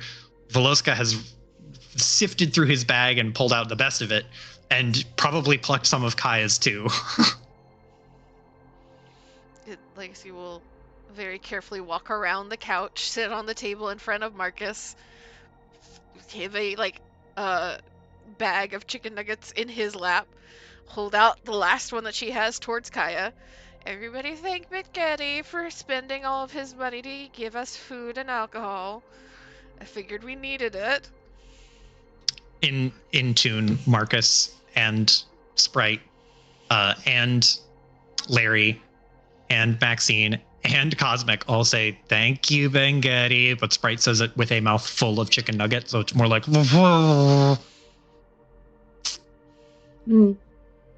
Very considerate of you. Bengetti shrugs, just like, well, I gotta spend it somehow. Plus, I do like their french fries. He just, like, takes a fistful of french fries. Thanks, bud, but do you want, like, a plate or something? Kaya, Oh, good. this is fast food. We don't eat it on plates. I am getting a phone call back. Okay. And she just shrugs. It's like, fair enough. Good to see you guys. Sorry that,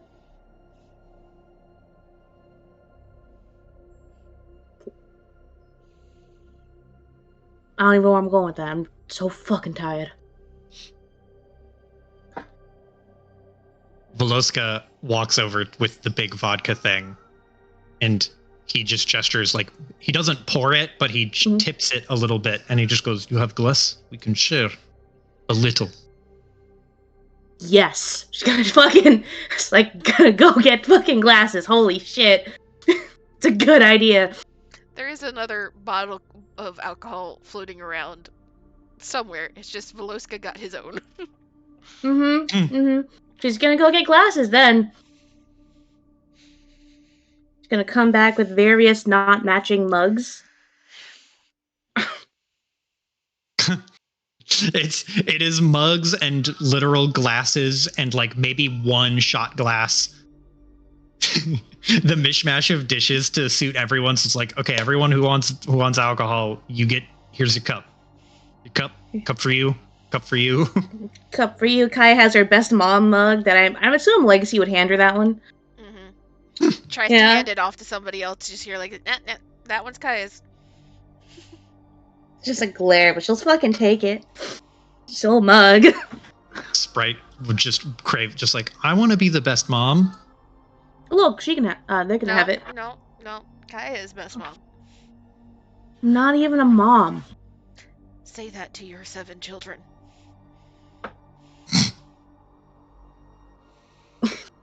She opens her mouth. She closes it. It's like, no, what? No, we're not fucking doing this. Maxine looks at you like dead ass Kaya and just goes, "Oh, congratulations." Face palm. Matt, no, I don't have kids. Oh, No, she's talking about all of the drones. Oh, and she pats one of her robotic legs and just goes, "I consider them my children." Oh, cool. Good for you. No, so you Good can for have you, this not mug. me. Yeah, good for you. But Maxine could have the mug. She just hand waves, just like, "No, I don't want to get in the way." Take it, please. Just if you drink from it first, claim it. Someone else. Larry swoops in and just grabs it. He's like, "I want mug." Takes it away from him. No. Oh. Yeah, that would be a question. Would Kaya have immediately, upon coming back, tried to get Larry into a replacement drone body? I assumed that would be something you did, like, immediately, yeah. Yes, immediately. The old drone body is just shoved in a corner. Like, it just over here. Just fucking, like, it looks like an actual trash can now. Yeah, it's with all the other, like, spare part type stuff now. Well, we can give it to one of the mini Larrys that is less emotive at the moment. Mm-hmm. Bigger body that can do a little bit more stuff. Yeah. Later's problem. For now, Kaya is taking the mug away from Larry. No, you can't have fucking vodka. No. Larry in this new body, which I imagine is just like an older version of what the body Yeah. they had before was. Mhm. He just like a slightly smaller screen and a slightly less fine manipulators. He just frowns. I want to be the best mom. Can we just put a pin in that until you're older? He pantomimes something with his manipulators, and then you realize he's pantomiming pushing a pin. Okay. Good. Pats his head, sits down and plops down in a chair with her fucking best mom mug. Fuck it, I guess. This is my life. Imagine that all of the computer chairs from all the rooms have been like rolled out Yeah. into the living area for this. Kaya's spare couch she has in her room, everyone's computer chairs, everything's rolled out. Couple of like stools and benches that they use for working on shit. Mm-hmm. The shop chair. Mm-hmm. A pile of books that are just shaped enough like a chair. The beanbag in Legacy's room. Because I know she has a beanbag. I know it in my soul. No, Legacy is very much just sitting on the table in front of Marcus. Mm-hmm. This is the most roughed up you've seen Marcus by a mile. Like he looks like he just came out of a blender. But he's like still chipper. He's still himself. He's just tired looking. But he is pretty close to mummified from like the bandages that he has wrapped over his arms and his stomach. Yeah, Legacy, like, there's a very clear war that happens as she like settles in front of him, and of like conflicting, like, okay, you're alive, relief, but also like guilt, and then very quickly like, I shouldn't be guilty. He volunteered. I can't like fuss over him, not right now, not with everybody around, not with everybody fucked up. And it's just like this like kind of like moments where you see she like her hands start moving as if she's going to go do something, but then she's like nope. Ends up running into essentially he gets like 2 boxes of chicken nuggets and like she fights people for what dipping sauce he wants first. It is his. He has monopoly on the sauce. And she will, after a moment, kind of look towards Veloska as he like is moving back across the room. I am assuming with the metric fuck ton of bandages that I'm seeing that everybody is alive-ish? More or less. I think the people who came closest to going down were Marcus and, well, I mean, Larry got a little crumpled, but he's alright. Larry throws up both hands and just goes, I died.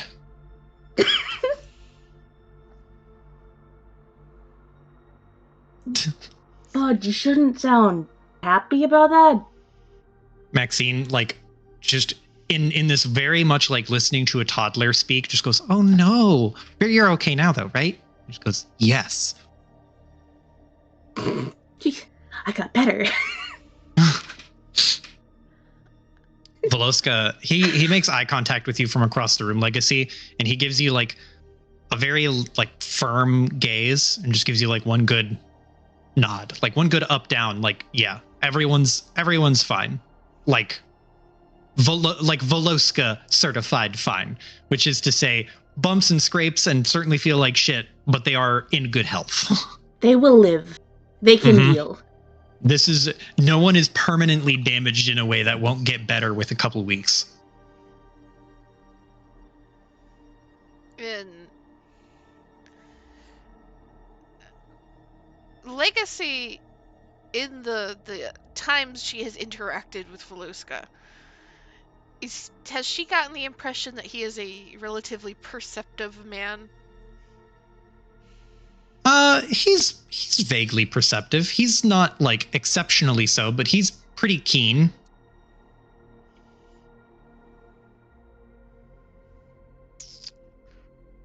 And Legacy will just, there's a nod, and then she, as I imagine there is this like argument going on, argument / conversation of like Maxine and Kaya and Larry on one corner. Legacy just kind of tilts her head a little bit and gives Veluska a very serious look. Well, thank you. Thank you for getting everybody on their feet and keeping them on their feet. I have something I'd like to talk to you about later, but I think we all need a debrief. But there is a, like, heaviness to the later. He narrows his eyes, but he nods. Later. He will tromp over and give everyone a pour from the communal glass, or the communal bottle, just to top everyone off. Please. Holy shit. And he pours some in your cup, Kaya, and then Larry just goes, no, and he points to your cup.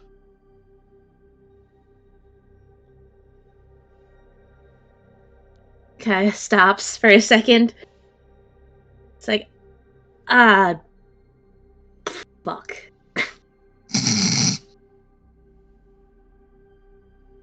Was it a She's quiet no, or was it a, like, loud no? Like normal volume. Standard volume. He just points and goes, no? Like question mark?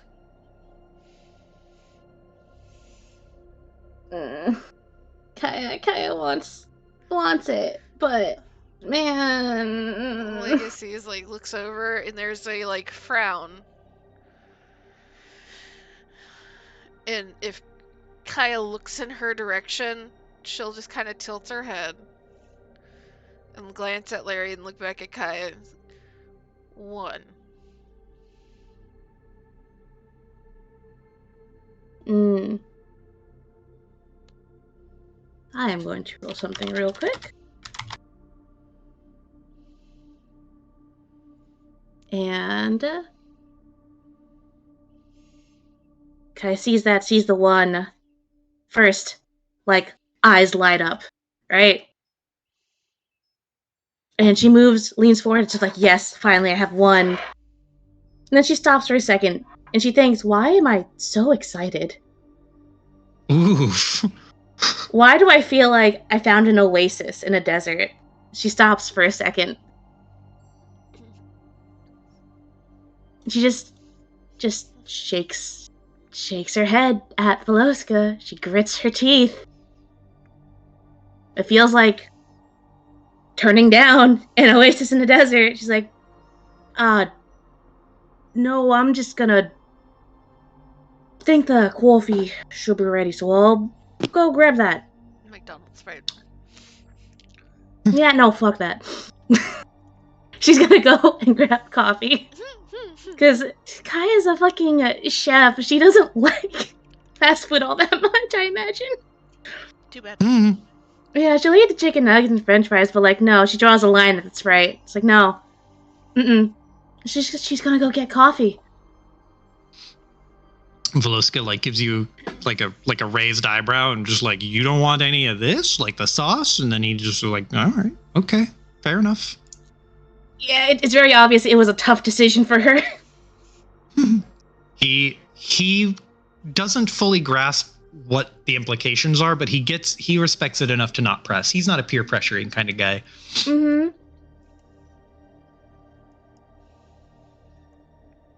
Yeah. But he will pour one out for everyone else, and then once you get your coffee and come back, Cosmic like takes a sip and then just goes, "Oh, should we toast?" Legacy, like, you see Legacy open her mouth to argue and then close her mouth. And then kind of, like, head side to side. And finally, like, to surviving? Sprite jerks their hand up in the air and just goes, surviving. Marcus holds up a hand, surviving. Ben-Getty holds up a hand and just goes, surviving? Like, question mark? Veloska mumbles it in Russian. Maxine will say, surviving.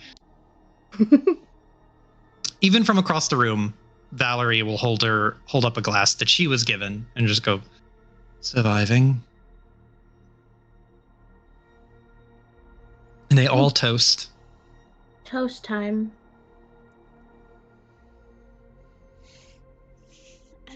And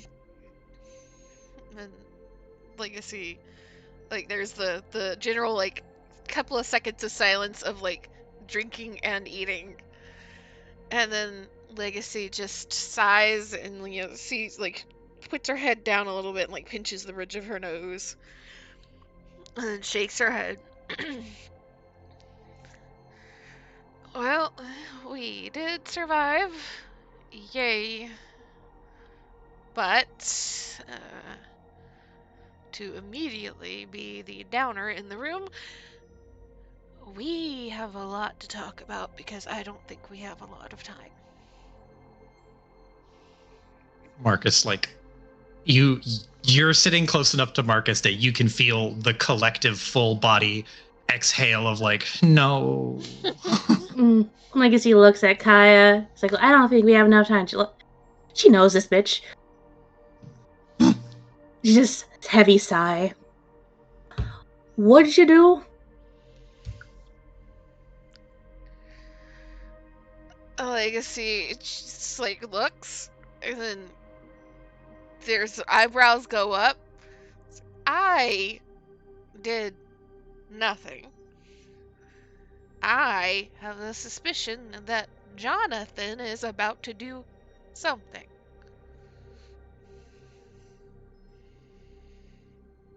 We kicked the fucking wasp nest.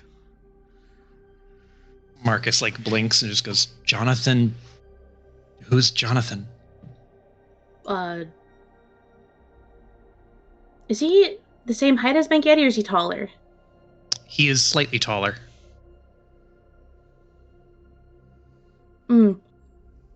She goes, with, like, a hand at, like, the height. He goes, slightly taller, Getty? Well, you know. CEO of Tetsuo. Marcus blinks for a second, and then the realization hits him. He's like, you met Jonathan Diego? Legacy looks at him, and then you see, like, the calculations happening. Oh, you didn't get into the office. He shakes his head. So, fun fact that I did not discover until it happened to me. So, you know, the nice little full dive machine that I was in with Ben-Getty, perfectly fine, functioned great through everything, right up until I got into the network for the penthouse office, and it trapped me and essentially, well, I don't want to say made me physical, but did turn my consciousness into a hologram for a little bit, and I couldn't get out. And Marcus I is talked like, to him. Marcus is just like slowly getting more and more like concerned. Ben-Getty just goes, oh shit, I should look that up. And he like plops down and pulls out his computer and starts sifting through the data. Cosmic. Marcus has this, you know, the Jackie Chan, like, what the fuck face? It's a little bit of that.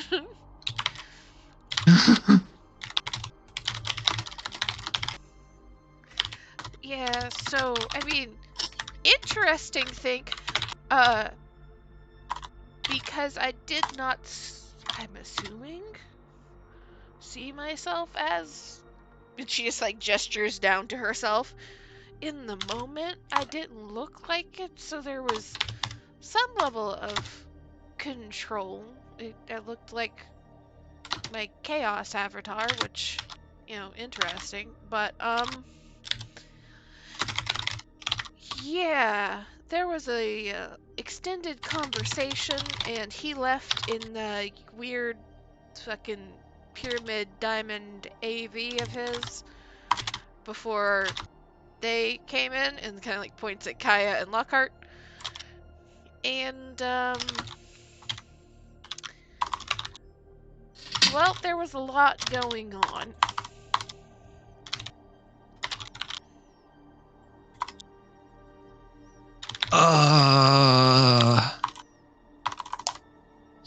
He like touches your hand and touches your arm and then touches your face. You're good, right? You're all in one piece and like mentally all in one piece too. Legacy just kind of like his head side to side again.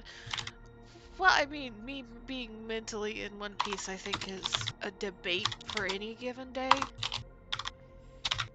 From behind the couch, Bengadi just goes, I'm checking. Checking what? What are you checking? He tries to lean over and look. It's like, don't peek. Look, I know who all of you are. I know who I am.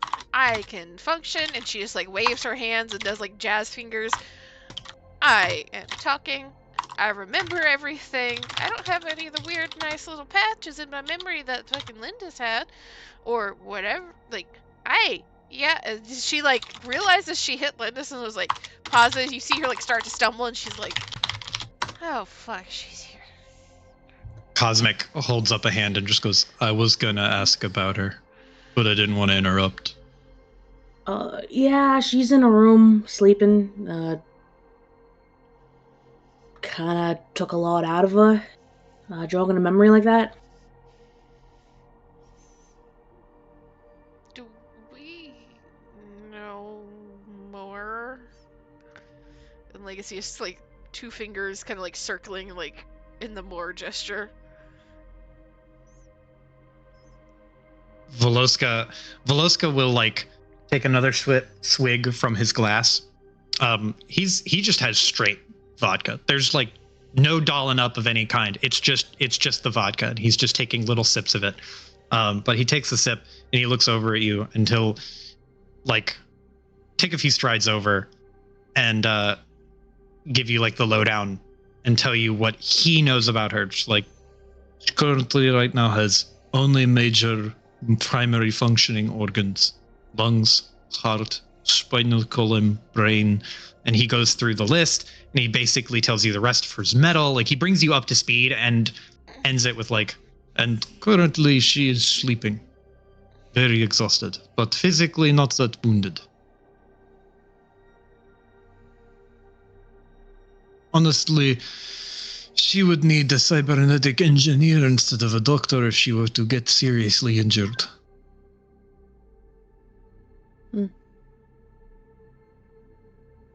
Eyes turn to the various fucking nerds of the group. Yeah, I think she'll be fine. One of whom is a cybernetics engineer. Literally, Marcus, yeah. It's like, yeah, I think we've got that covered like a couple times over. Thank you for the thorough checkup, though. He holds up the glass and he's like, thank you for drink.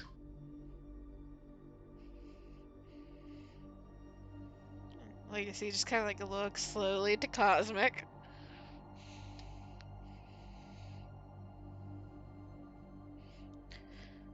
Trying to judge his reaction or non-reaction.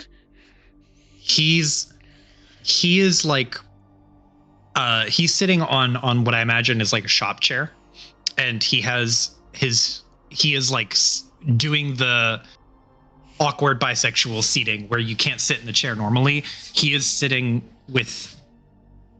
balled up, like his knees together and his arms over his knees, and he's holding his drink with both hands.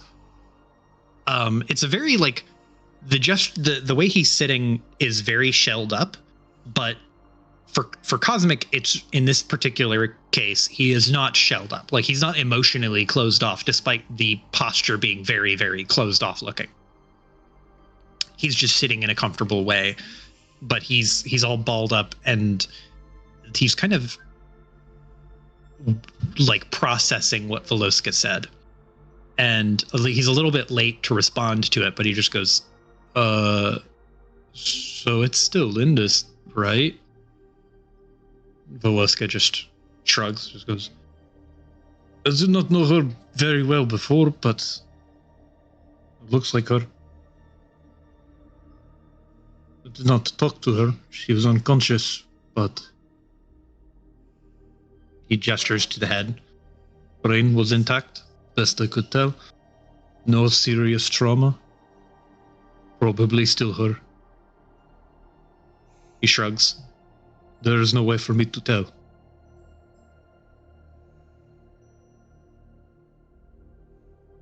Like, he looks over to you. Look, Legacy. Cosmic looks over to you.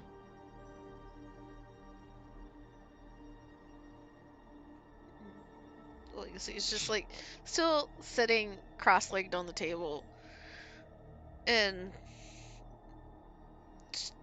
very much starts fidgeting with her clothes as Veloska is talking. And you could see like the hands start kind of fluttering around looking for something to do, not find anything, goes back to fidgeting, starts fluttering around. She's like, I don't know, man. I guess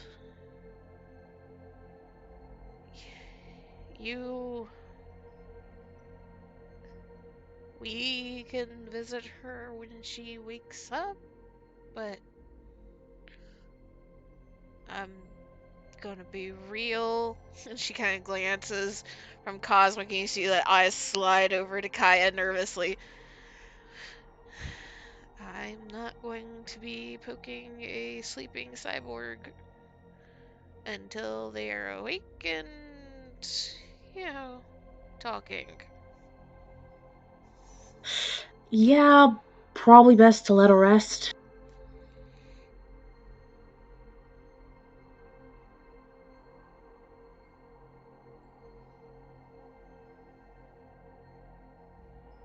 Sprite holds up a hand and just goes, so, does anyone want to fill me in on what I fucking missed after I ran? Yeah, it fucking sucked. Okay, yeah, so did my fucking sprinting down the street being chased by a goddamn robot.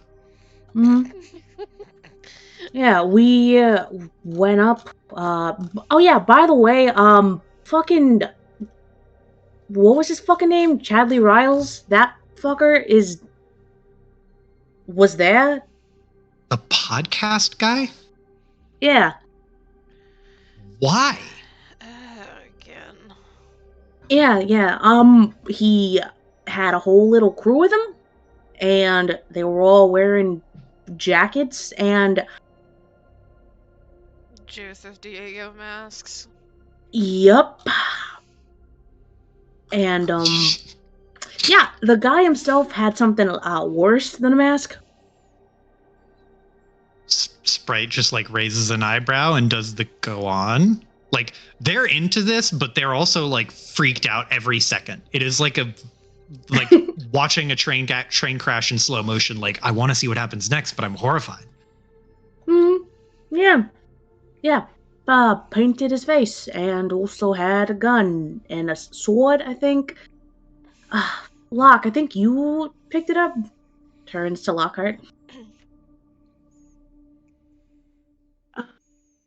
She'll, I imagine she had it, like, on her back initially, but maybe put it to the side when they got here. Where'd she put it? Put it by the door. Go grab. Yeah, just umbrella holder. Umbrella. Yeah. Yeah. Brain cell. Put it in the umbrella bin. Picks it up. Walks back over. And Sprite puts both hands on the side of their head and just goes, holy fucking shit, you got a sword? He had a sword? Why did he have a sword? And he painted his face? What the Wait. fuck? Did you get stabbed by fucking Marcus- Chadley? Marcus holds up a hand and just goes, "Yep, he stabbed me real good." He pats his stomach, like very, very lightly. I passed out. I passed out really hard, like completely. I'm Yeah. sorry. Makes you feel better. I did grab his wallet, so Yo, holy shit! Sprite like stumbles out of the fucking couch and just holds up their hands. yeah, she'll fucking toss it over. I'm like, yeah, Sprite here. is just fucking gremlin mode going through this man's wallet. Like, I imagine Legacy is like reached out and is like holding like Marcus's hand during this. Like, I feel bad now. You get stabbed by that. By a fucking cringe bird. lord. Yeah. Marcus pats your hand and he just goes, No, I asked for this. I wanted to be involved, and now I'm involved. And I'm he super also- involved. And he also charged in by himself. I had to help. I'm not going to let you and your friend, he says. He was going to say a different thing, but he opted for friend. You and your friend take all the heat? Like teamwork or whatever. Yes, but there were others you could have gone after instead of charging after the person with an electric sword. Cosmic speaks up and just goes, "Would it have helped if I was there?"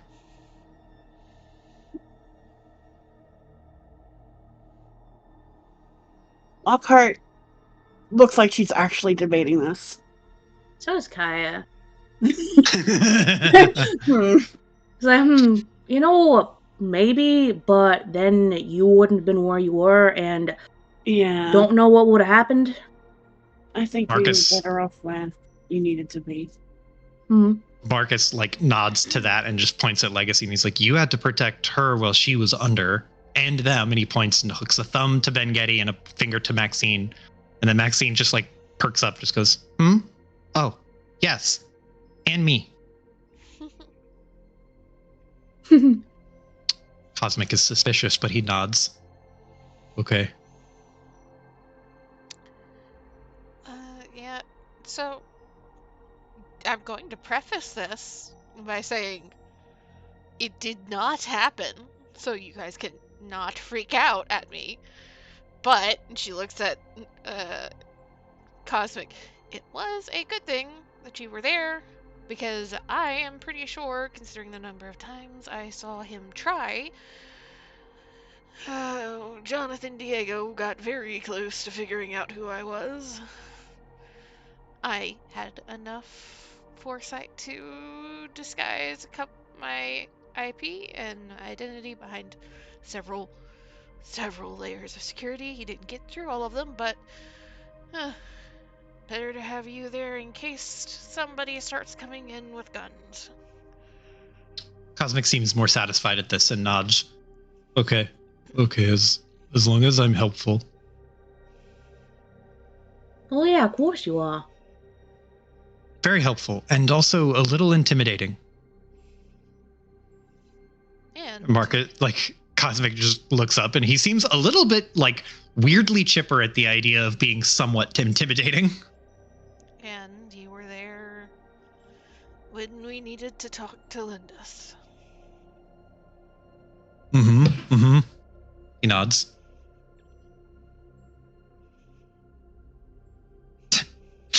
Sprite is like flipping through the wallet and takes his credit card and then just looks at Kaya and Legacy and just goes, "Can I keep this? Do you guys care if I keep this?" Whatever you want to do to fuck that man's life up, feel free. Yes. Fucking yes. Yeah, Matt doesn't care. Fuck him. Just make sure Take the credit card. whatever you're doing, you don't get caught. Yeah, also important. Still like nose in his wallet.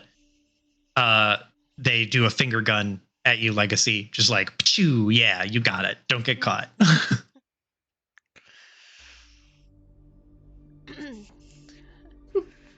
But yeah, Yeah. I'm assuming you all came up pretty soon after dealing with. And she just like waves a hand vaguely, like that situation. Or did something else jump out at you? I tried to scrub everything I could to make sure that you guys were not surprised. Yeah, pretty much it. Well, until we got to the room and had to deal with them and Lynn, and then JJ picked us up. Hey, where did JJ get the flying? Where did he get the AV? Do we know? Don't know, don't want to ask. Okay.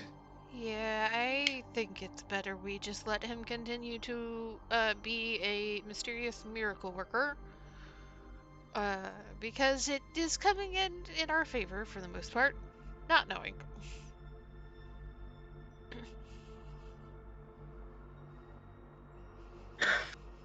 Yep. Legacy just like holds up a hand. Like, okay, all right, we need to get through everything that happened at the top, but I think we might need to start from the beginning. I was able to see all of you in security footage for the most part. At least where there was security footage down in the sub-basements. So I kind of know what happened. I don't know what physical evidence or physical things you might have picked up, but since I was not able to tell all of you, Legacy will just like list off of like, well, there was a couple of archives that I have sending out information, like just open to everybody. I have a couple that are like, I have a back door into that is pretty well hidden, so I can get some shit later. And then it's like, and the most secured archive of information that I sent you a picture from looks to Lockhart. I don't know if she sent it to Kaya too. I know it was Lockhart. That was the only actual thing in the entire database. Everything else was falsified data and information. I grabbed as much of it as I could, so maybe we can parse if there is something hidden. But it was gibberish. Somebody came in and wiped it out. Not me. Well, that's great. Oh, fuck. Okay, like, light bulb moment. I imagine she's on a little rolly chair. She's Yeah. going to kick off and close to Lockhart. Hand land on Lockhart's shoulder. Kind of using her as like a this guy. And she like crashes into Lockhart. Oh yeah, by the way, while we were down there, Locke over here destroyed the Hex Project machine.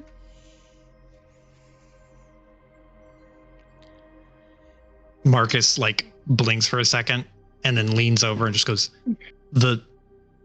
what do you mean, like the head, all of it? The machine that was used to transfer the memories is destroyed, as well as the cloning project.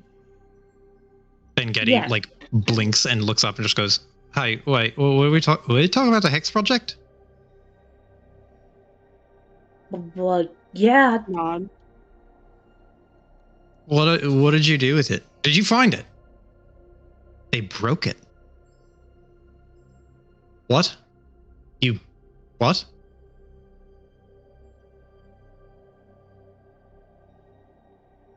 I made sure that Jonathan Diego was going to be the last one, at least from that machine. more philosophical conundrums for you. And they can't do what they did to Lynn again. Nope. Hmm. They made a show of it.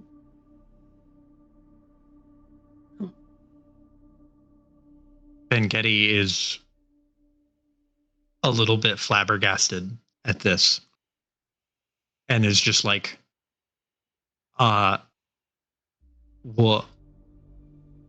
It's just gone. Holy shit.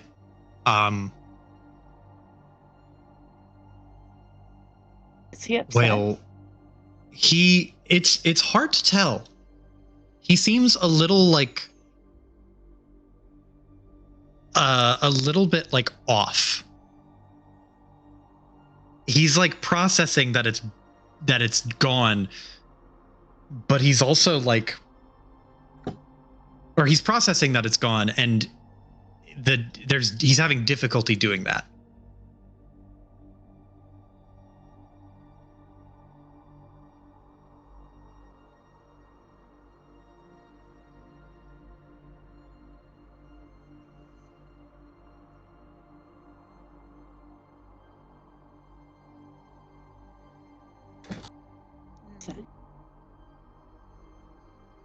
Were you gonna have something? Lockhart say something? Oh, she's blatantly said, "Are you upset?" Oh, I thought you were asking me as the okay. Getty just like, oh, a little, yeah. Like that was like next level science shit, and it's just fucking gone. It's just gone now. Isn't that kind of wasteful? Couldn't we have learned something incredible from it?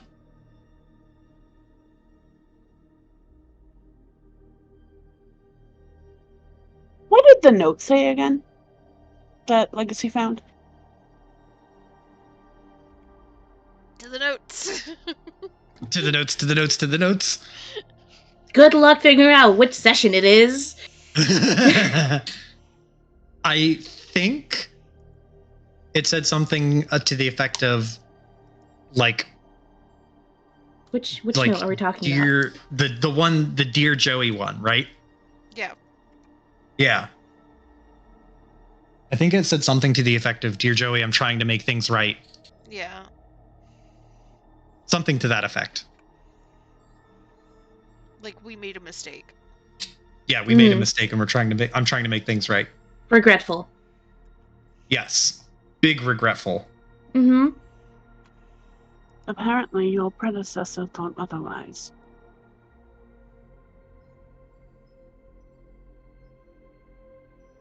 Do you show him the note?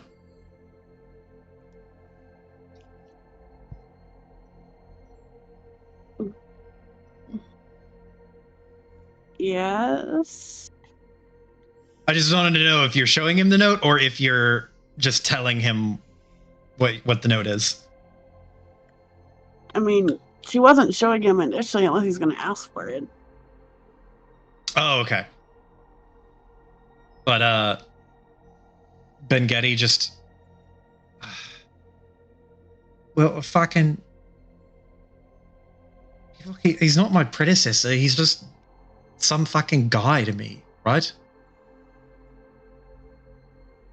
But he's not even alive anymore. And Legacy just, I imagine she kind of stretches a little bit, so she's like kind of like half leaning over Marcus's, like one of Marcus's legs, and like arms crossed on the arm of the couch, so she can like peer at Getty behind. And she just like clears her throat so that and waits for Getty to look in her direction, and she tilts her head. Could we have learned something from that? Maybe.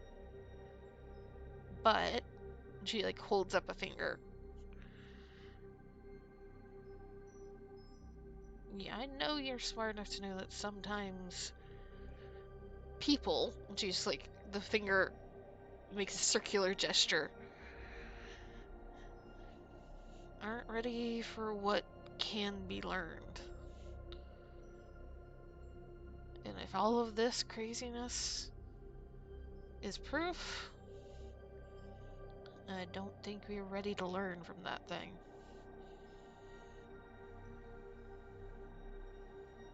Aha, I found it. This is the note, by the way.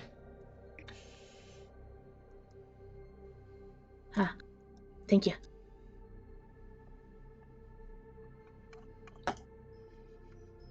He inhales and exhales. I guess. Well, it's too late now.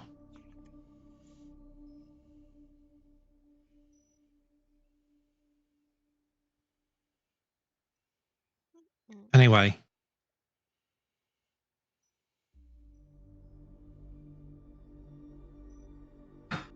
And Was there anything else interesting down there, I guess? Legacy will just kind of like tilt her head. Before he asks that question, if possible. Yeah. And you don't have to worry about anybody else to clean up after. If they broke it all.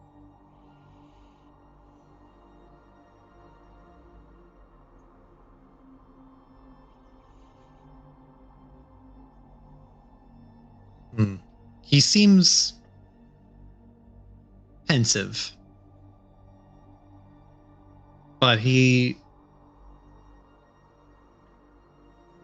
accepts it.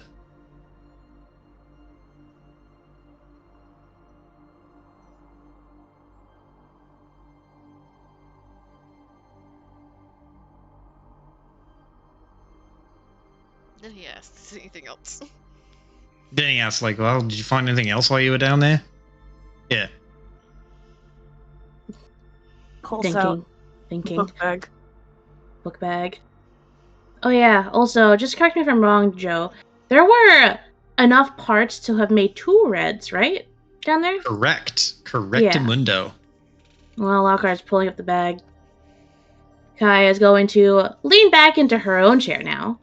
She's like, oh, yeah, so down in there too where they were making red, there were enough pods to make 2 of them. I mean, we know where one of them are, and she gestures towards where Lindis is, down the hallway, sleeping.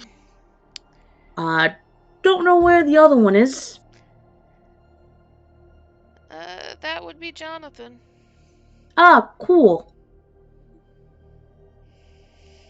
I imagine, like, both Kaya Right. and Legacy have the exact same, like, not happy expression nodding at that. Wonderful. Yeah, she's gonna fucking, what'd you say, Lockhart? Wonderful. Yeah, turns to Lockhart, fucking poke, jab in the shoulder.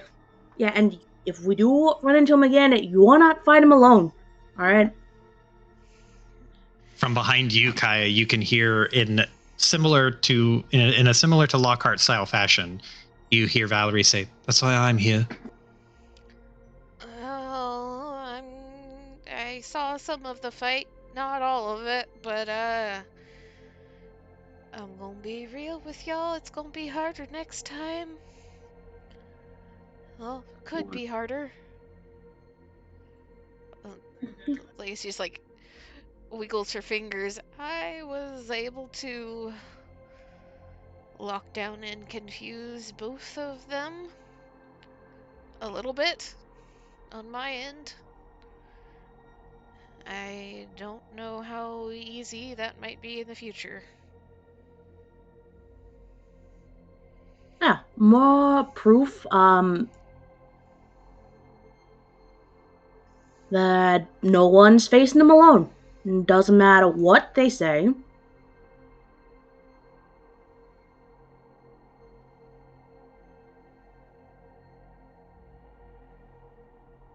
There's slight side eye. That's not something we need to worry about right this second. No, for future reference, just to make it clear. Ideally, No, don't you think that'd be good? Nobody is going to be dealing with anybody by themselves because, well, like, she just, like, looks uncomfortable suddenly. It's like, Hey, there was nothing else downstairs, right, before we jumped to upstairs? Just thinking. Trying to remember. It was just a bunch of like hard copies of shit that got picked up. Yeah, it was a bunch of hard copies. Yeah. We also found memorial of their old lab and the summer of '99 photos.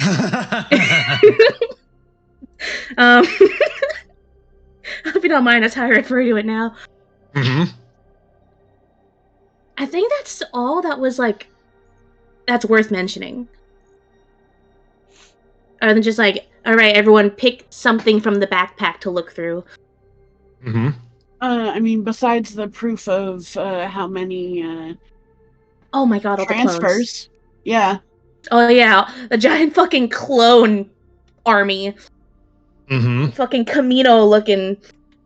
So we have. Oh, I was referring to the list of how many times Diego transferred consciousness. Oh yeah, there's that too. And the clone pods. And the clone pods, mentioned that that's destroyed as well. Yep. Clone pods are destroyed as well. Are they? I don't remember. Yes, they were. Lockhart started the termination sequence. Right. And then Legacy bombed it. Mm-hmm. Holding up a finger, counting down stuff. Kept the records for all the transferring. Think Locke's got that in the bag. There were all the clone pods. There was the recreation of an old lab with like a bunch of old pictures in it. More storage. We pretty much grabbed everything we could get our hands on.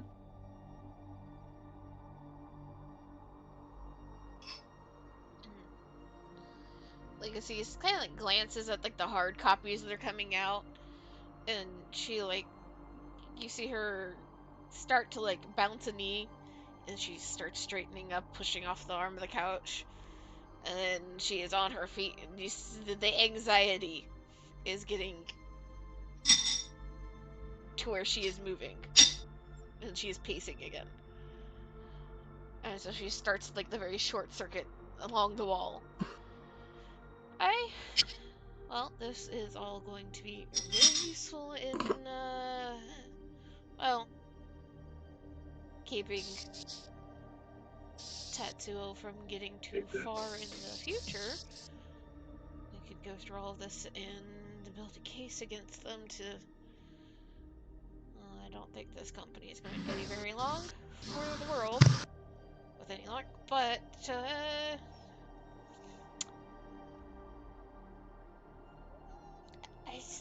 I'm not sure. He's just like, Legacy is... You see, she's processing. How do I phrase this? How do I say this without everybody simultaneously freaking out and causing issues?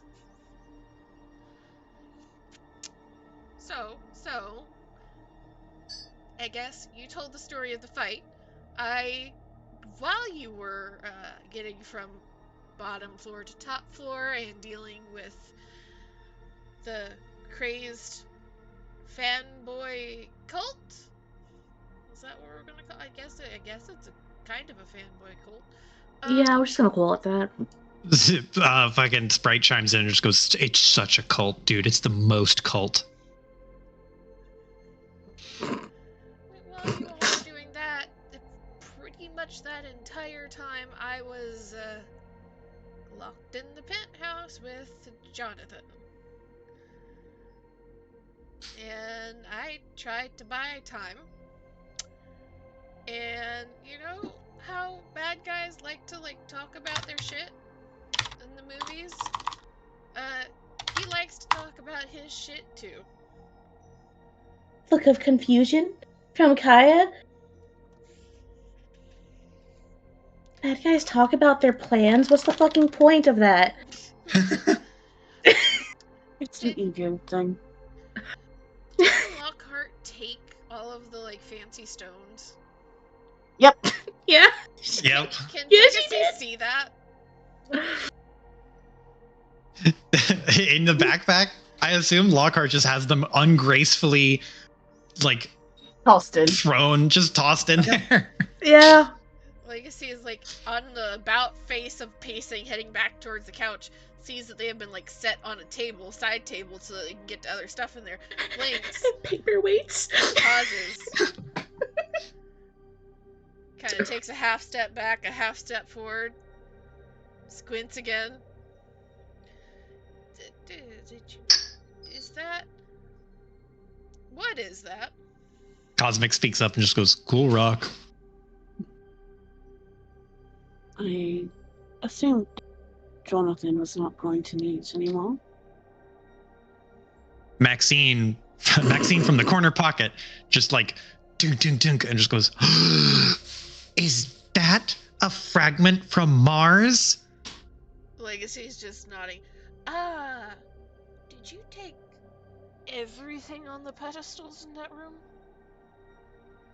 Where did you get these? Answer the question, Lockhart. Yes. Why do you ask? We. Is he like extra attached to these? No, Marcus something? holds up. He reaches out a hand and holds your hand, Legacy, and he just goes, What's the problem? Are these like expensive?" I am pretty sure that put all of those together, you can build another station.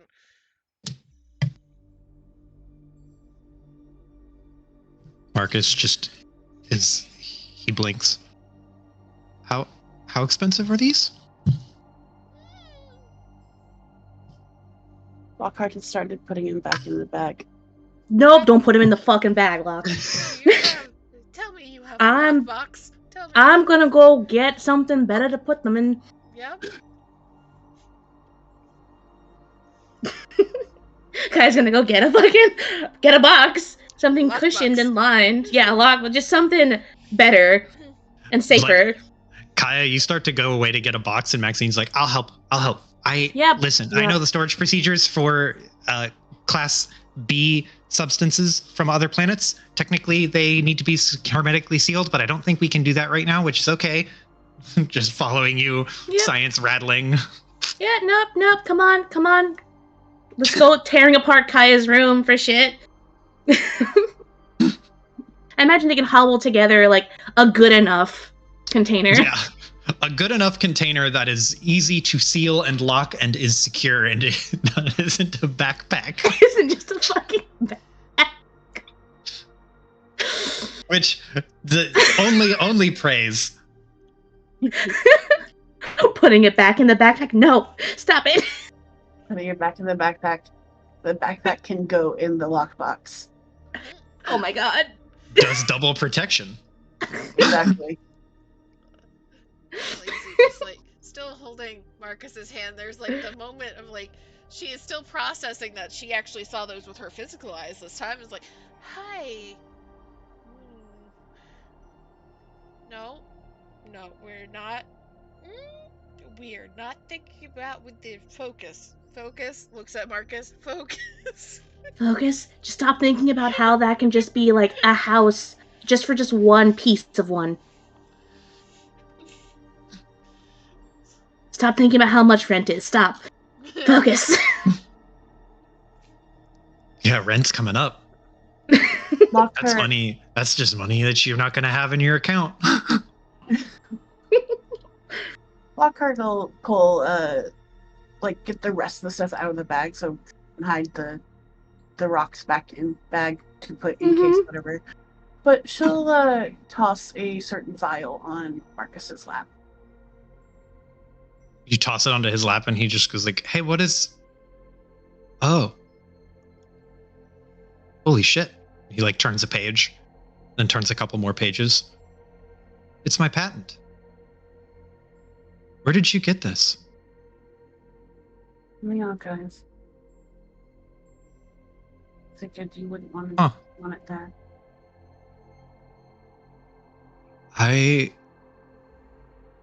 He turns a couple more pages on it, and then flips the pages closed. Huh. It's funny having this now. After all this. Like I say, it's like watching, like she's still getting her head on straight. And she's still thinking money, got distracted by money. And then blinks and tilts her head. If you have the physical patent, in some ways perhaps the only proof out there of a patent, you have the rights to the tech again. Yeah, more than that, I have the secret ingredients and everything everything measured out to the right ratios, the schematics, everything's in here. He like turns a couple pages and just like he does the thing where you tap it with the back of your hand. It's like the whole thing. Like, I mean, conceptually, I always remembered it, but I mean, with this, anyone who has it could rebuild my arm designs from scratch. It's not like a deed of ownership, I guess, but I didn't think I'd ever see it again. I thought it was just going to be locked away in a Tetsuo vault forever. Only meted out whenever they wanted to sell it, which, he shrugs, was going to be probably never, from the impression that I got. Like she's like staring at the paper, and then her eyes drift over to where they are finalizing locking the rocks away. And that, even a tiny piece, is a lot of money.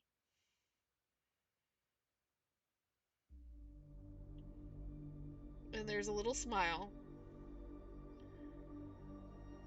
And you can tell there's a light bulb has gone off in her head. And she looks back at Marcus.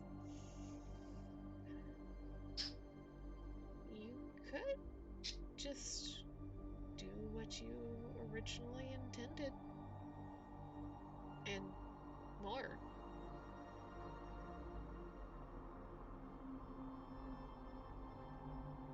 He blinks and kind of tilts his head. What do you mean? So, that'd be hypothetically just one of those, and she points towards the box. All of the things that we have wanted to do, and she's like looks around to everybody. A cybernetics company for the working man. Better defense and representation for the workers, and gestures towards Kaya. Hell, a full clinic all your own. Looks over to Veloska. That's all the money we need to start all of that. And keep it going.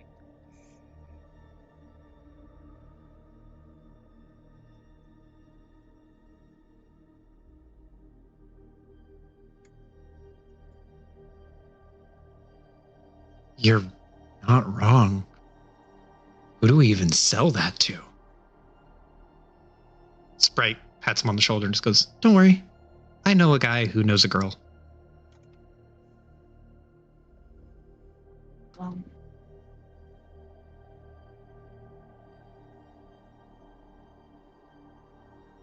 I'm not even gonna ask who you know. That I can just buy that. Not all of it, just part of it. But they can definitely buy part of it. And part of it is all we need.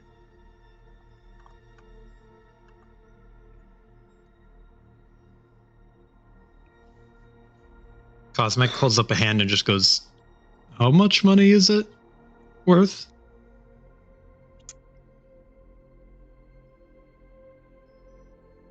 And Legacy just like looks at him and tilts her head. From the way Jonathan was talking, just one of those, at the very least, we could own the entirety of Adam's Ward. Every piece of furniture and room and apartment and business inside it. Cosmic just blinks. Oh. From Veloska, you hear like he was thinking like, yeah, a couple 100,000. It's like basically a huge chunk of gold. All right. And then you say that, and he's like, holy shit.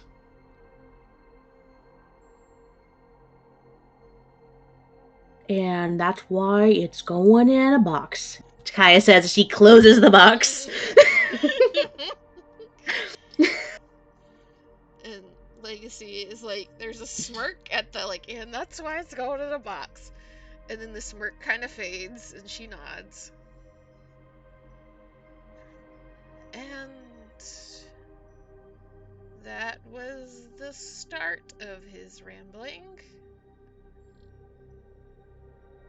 And she looks over towards Lockhart. You picked up a piece of paper in the office, right? I did, didn't I? I think so. Yes, you did. Yeah. I forget Yeah, what it there's says, though. Going back to notes. Every time I tried to open the notes, it asks for a password. Are you sure you're not in the Kaya section?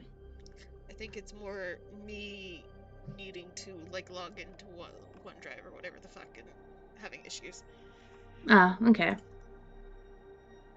Yeah, that was the problem I had where I had to log into my Microsoft account and I was like, I don't remember my password.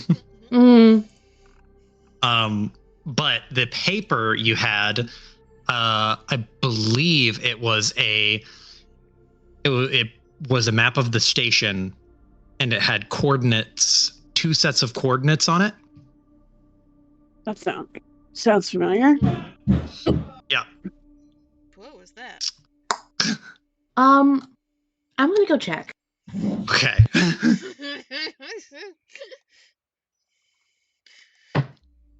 Well, sound like somebody falling down some fucking stairs or something. Or dropping my drum set. Wasn't female, and there wasn't a screech of a cat, so I knew it wasn't Joe's mic. It was one of the other two. Meow.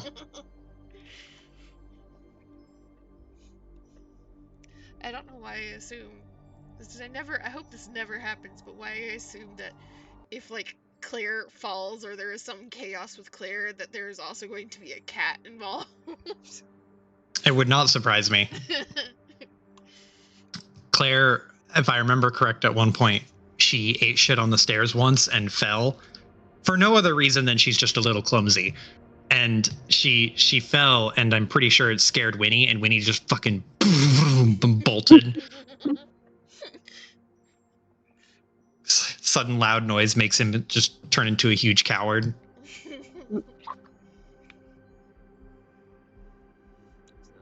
Wait for the next statement until he gets back.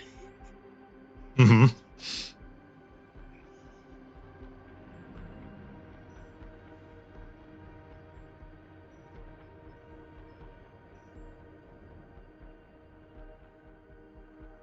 While we wait for Amy, Lockhart was glancing at Valerie when money was brought up on how much the rock's worth.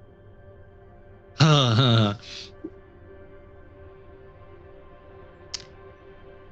I remember correctly, I think each one of them was worth like $30 to $50 billion. Like some stupid amount of money. Which I may be exaggerating with like you can own everything in Adam's Ward, but that's how Legacy understands it. It is a stupid, life-changing amount of money. Multiple life changings inside it. It's the amount of money is life changing for everyone in this room, and then some. Yeah, the radius of that amount of money would be fucking insane. Those 3 objects alone being in your backpack turned all of the Tetsuo, like the raid on Tetsuo, into for that little grab at the end, it turned it into a doubles as a heist. You're welcome, Hello. everyone. Is Mr. Amy okay? Yeah. Yeah, found certain. Sorry, she was messaging me. No, all good. The explanation is Sweet Caroline. Oh, Sweet Caroline. Bum, bum, bum. Yes. Oh, okay. Yeah, that's what that was. I am He's so happy that you married somebody that's just as big of a fucking nerd as you are. Yeah. Yeah. I opened the door. First thing I hear is, let me have one. Let me have one. It was just once. To me. Just trying to make sure you didn't die, man. Yeah, I was just like, I just want to make sure I'm not a widow all of a sudden. He's like, no. But yeah, that's it. What did I miss? Nothing, we waited.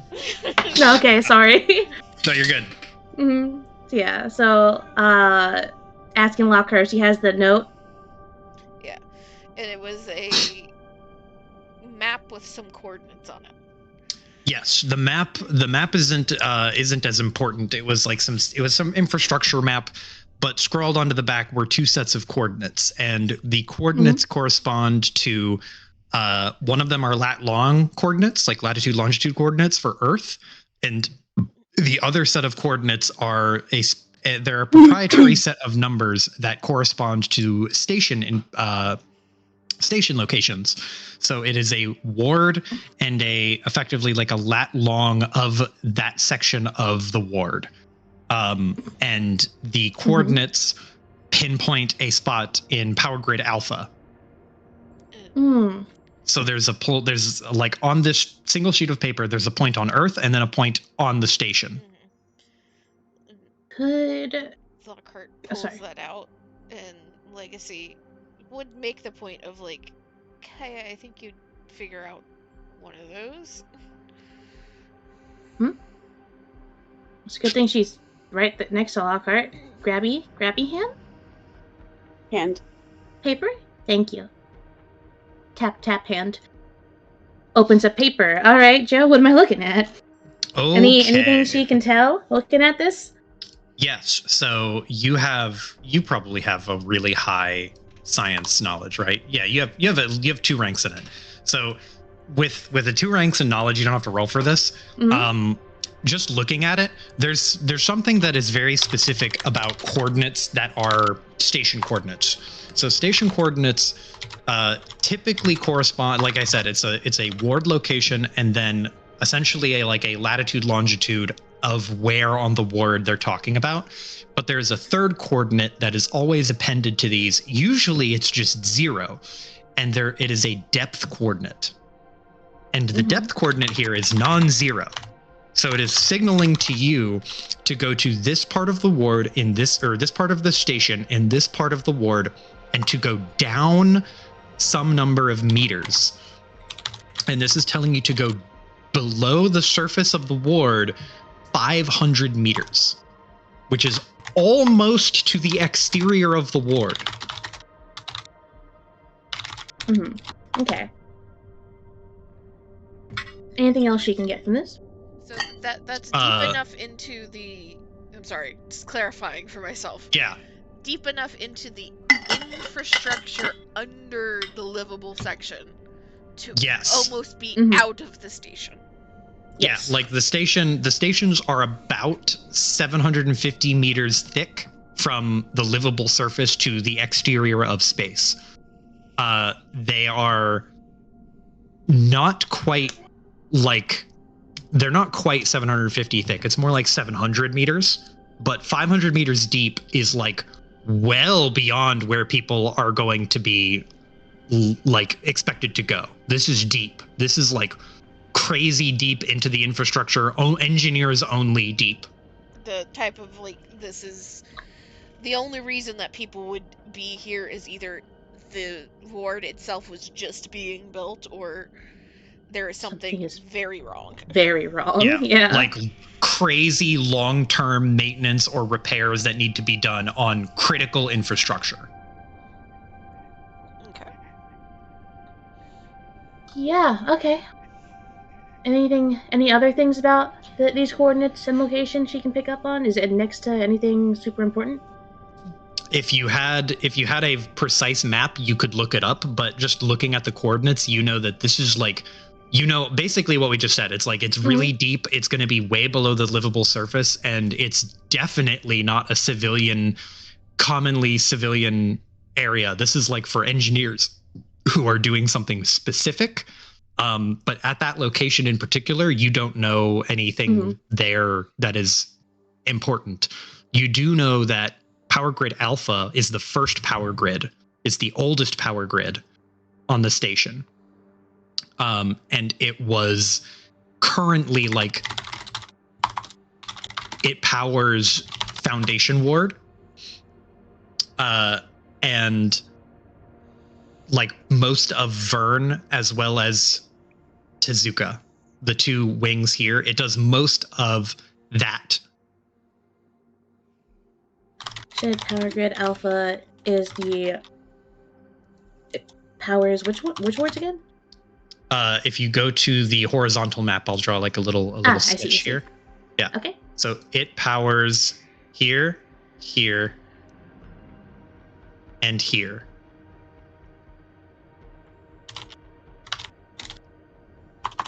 Okay.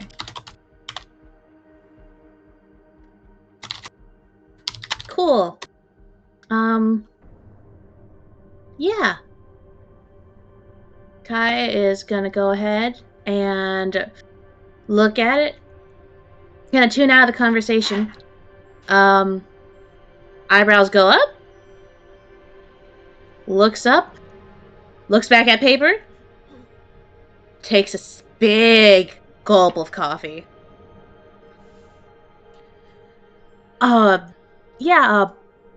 Sorry to interrupt, but this shit, whatever they're doing here is way underground, like almost in space kind of underground.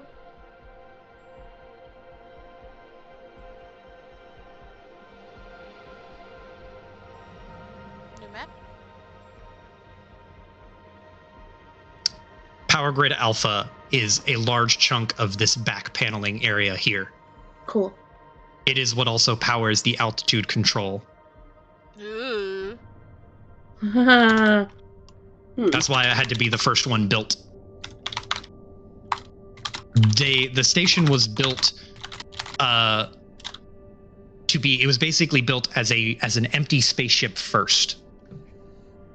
And then they went and manufactured the wards in places where they could. And technically, Power Grid Alpha connects to every ward in a small way, but it is not the main power source for every ward. It is just like a tertiary power source. So if something goes wrong with Gamma or Delta, which provide 99% of the power, Alpha can come online to make sure that nothing critical goes offline. It's emergency power. Yes. For a lot of wards. Yeah. Power Grid Alpha is the critical infrastructure of the bulk of the station. Mm-hmm. Fucking yikes. What the fuck are they doing down there? Yeah, so I can share that bit. And she's like, yeah, way down there, like 5/7 of the way to space.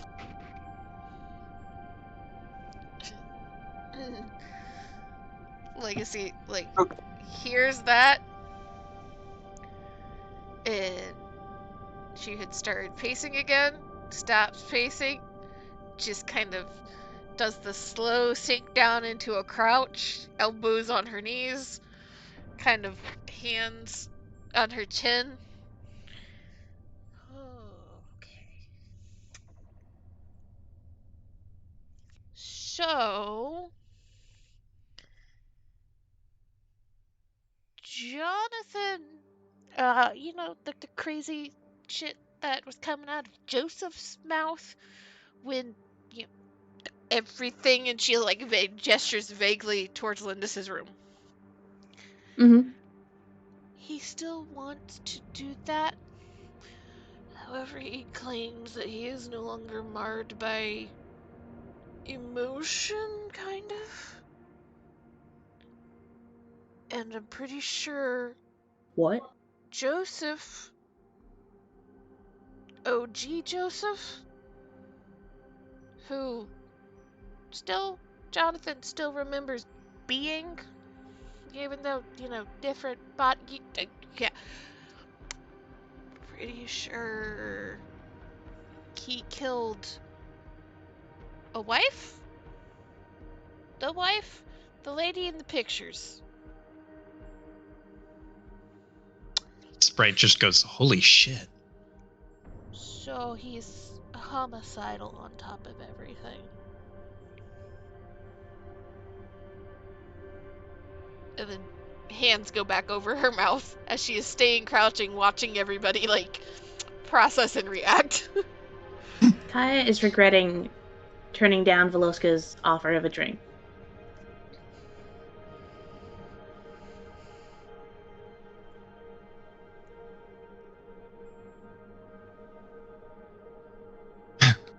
Considering he endangered multiple lives to pull the stunt at the hotel, this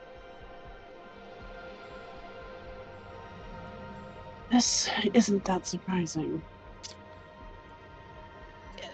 Not the most surprising, but, the other little issue is, well, when he left, he was kind of pissed off. And I think whatever he was planning on doing, just skipped all steps A through D. And he's going to the very last step of now. Is the very last step Launch pre-rain. here? And he points to the coordinates on the station. Well, it's either that or the coordinates on the planet. I don't know which one. Maybe they're connected. I don't want to think how the station coordinates and planet coordinates could be connected right now. But, as that's the only one that we might have a chance of getting to.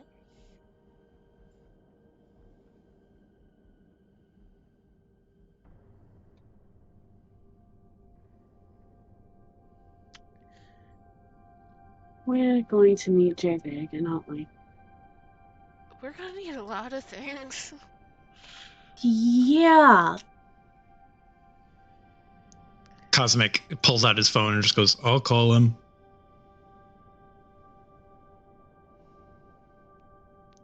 You're probably the only person he's not gonna cuss out, so go for it. Legacy holds up a hand. We are going to need him. And we do need to handle whatever's about to happen. But, and she just kind of gestures around the room to the various people in various stages of fucked up. Whether we like it or not, I think we all need a few hours of sleep before we do anything. JJ included.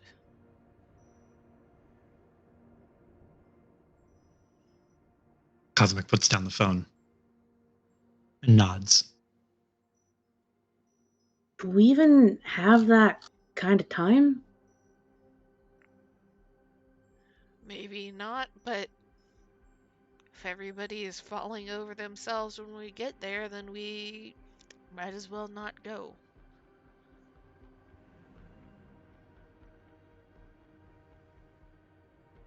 Oh, You're right. Gotta slow down.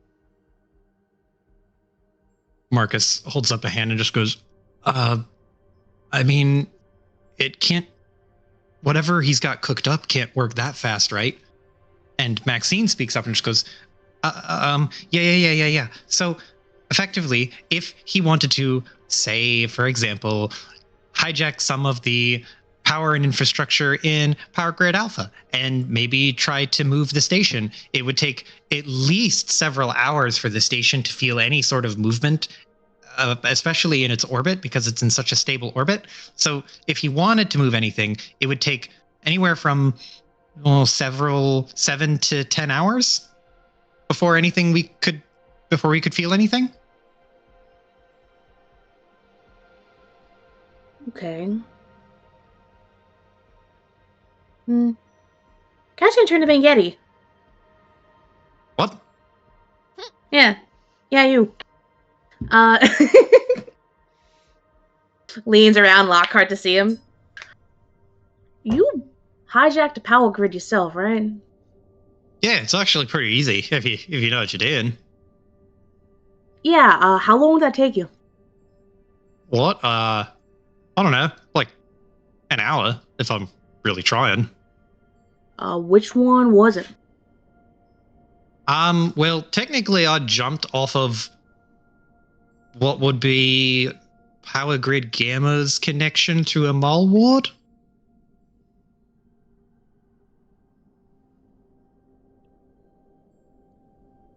Why? I mean, we're talking about taking over power grids, so figured, ask someone who did it themselves. Oh yeah, well, I mean, splicing power out of it is easy. If you wanted to control it, that would take a lot more time.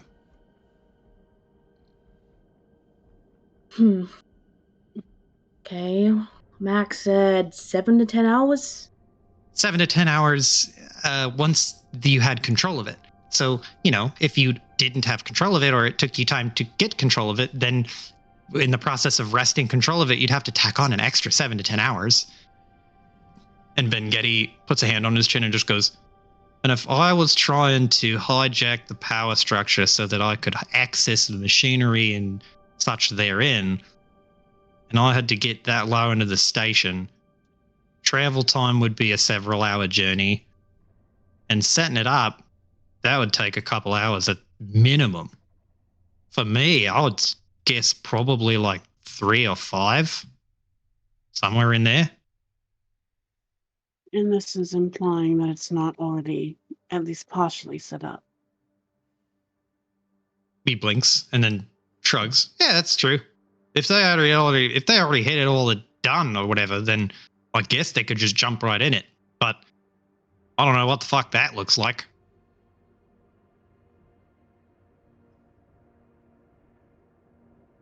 I guess we just gotta hope that he's skipping a lot of steps. Well, no matter how many steps he skips, he's still going to have to do some number of steps. Otherwise, he's just going to be sitting there like a bump on a log looking like a right fool. And let's just say he wasn't in the most focused and prepared mindset when he left. So I don't know how easy he's going to be finding things.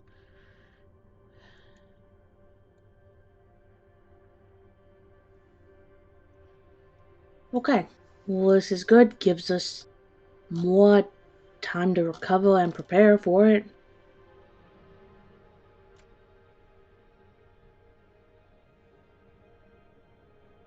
Legacy nods.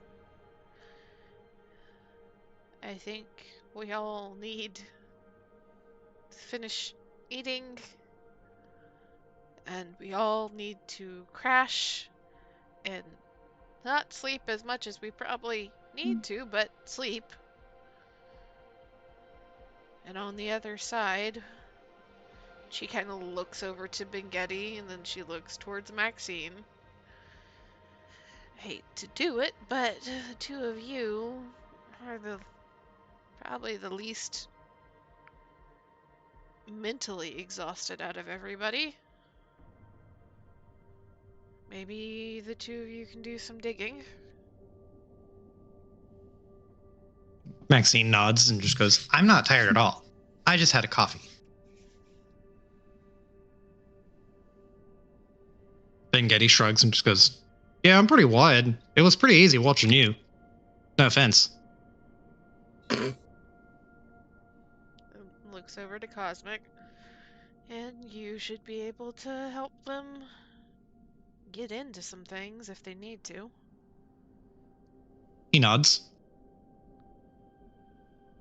So maybe the three of you can cast a net and see what you can catch while the rest of us are...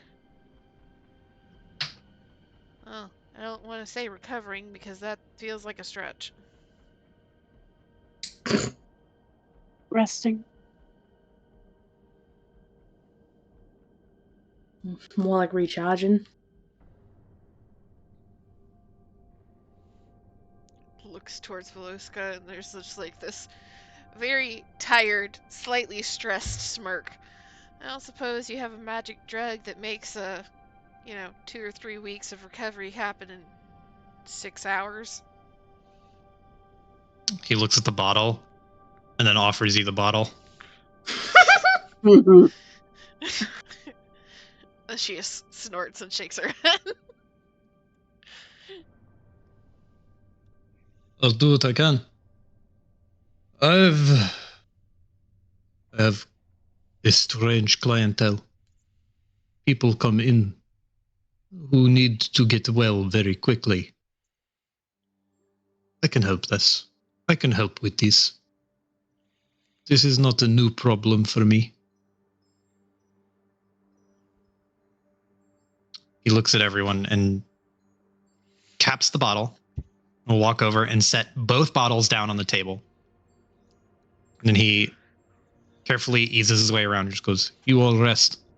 I'm going to get stuff.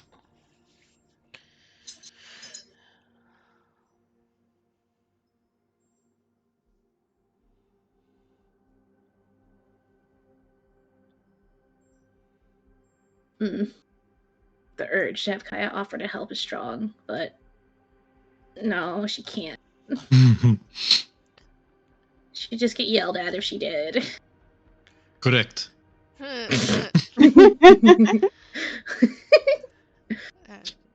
Would you like some assistance, Doctor? No. He points to the chair. Sit. Rest. You need your rest.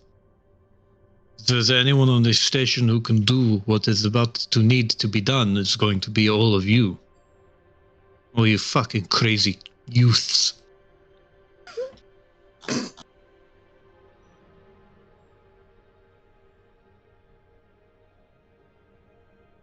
love how he's treating this like, oh yeah, this is an everyday thing. As if this is our normal lives. Yeah. Kind of is now, to be honest. I'm trying to think if there's something else, some other point that Legacy would need to share from the conversation. I think too. Think so? Yeah, I think that's like the major part of it. Veloska steps over to Ben Getty and just goes, and holds out a hand and just goes, give me credit card. What? My card? Wait, hold on. What if we use Dios? Yeah, Sprite. Sprite just goes, heads up, and then we'll frisbee Dio's wallet at Veloska. Or credit card at Veloska. He catches it. Is good? Sprite gives him 2 thumbs up. Good. Sit. And he points to Ben Getty and just gets Ben Getty to sit down.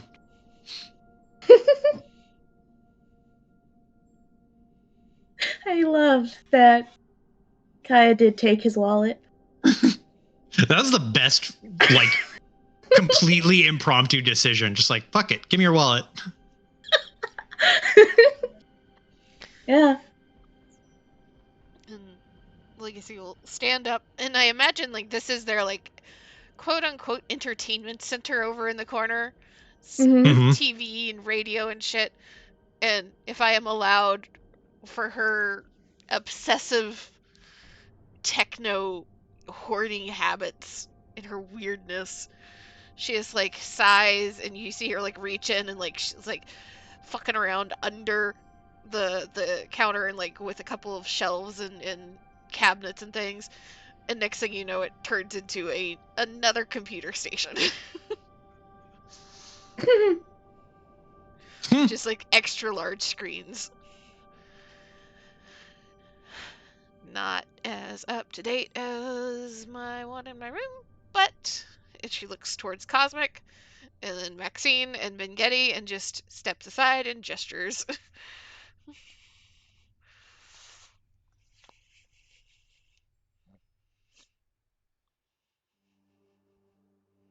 They all huddle around in it and start to like elbow each other for room.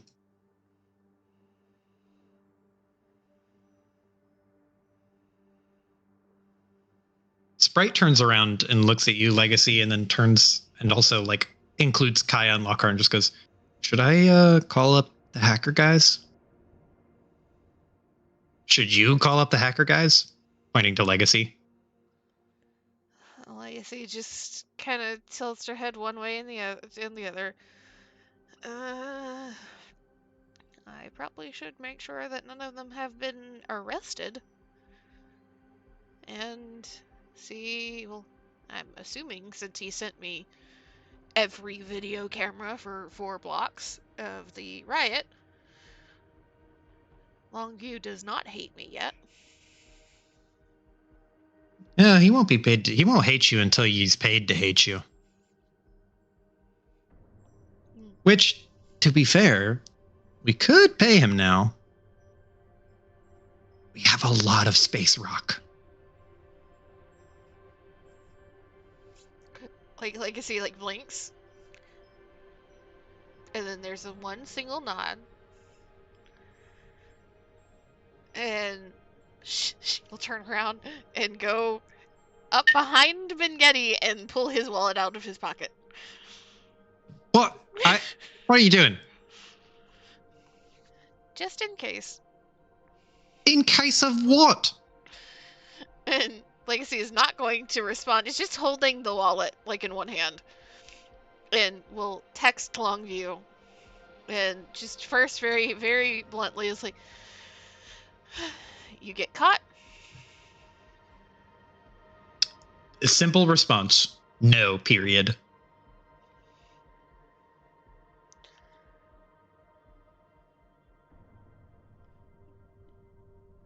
I'll wire you some money in a moment. Do you know anything about, was it Alpha? Yes. Power Grid Alpha. Do you know anything about Power Grid Alpha? You get another reply after a brief beat of silence. There's not much, period. You want a challenge?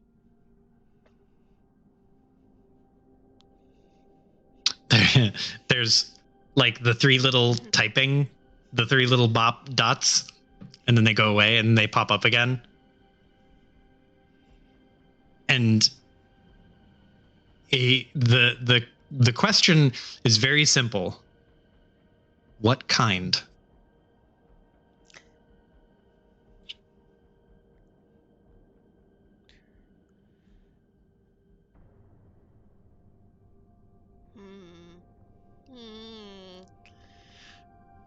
How do I phrase this to entice this guy, who is also not in on all the secrets?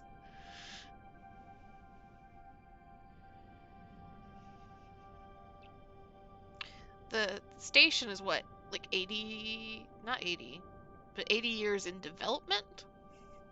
Yeah, pretty much.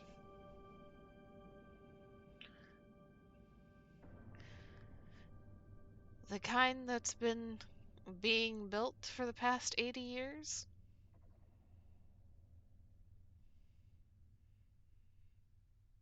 the kind that might actually be the single most important thing that you never knew you were going to be involved in.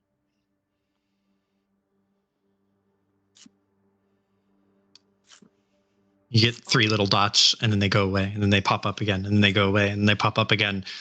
And it's the message is as close as you'll get to a hard confirmation from Longview as you could imagine, but it simply says glutton for punishment, period. And Legacy nods. And she's like, I will connect you with who we have working on it on my end. And then she will send through the money that they owe from the riot. Mm-hmm. And then an extra little bit from Getty's card. Perfect. Bengetti has a ludicrous amount in his savings because the man doesn't spend money. So you have more than enough to low-key just bribe Longview into helping you guys again. And she will connect Longview up to the trio of nerds. When there's one last message you get from Longview that's a question, and it's just, do you ever take a break?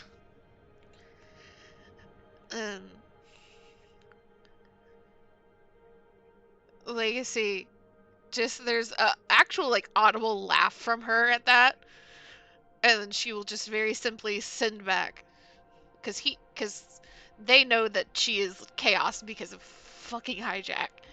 It's like, when does chaos stop?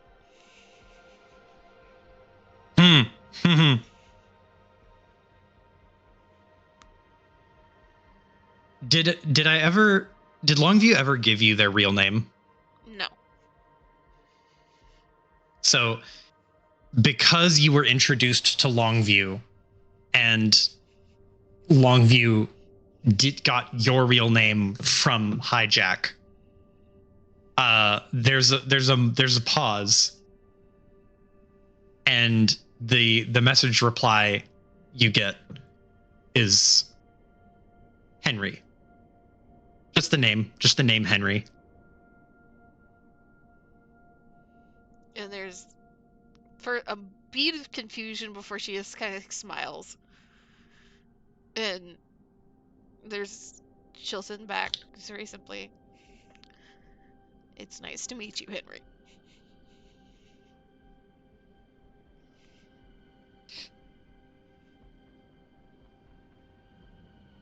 Perfect.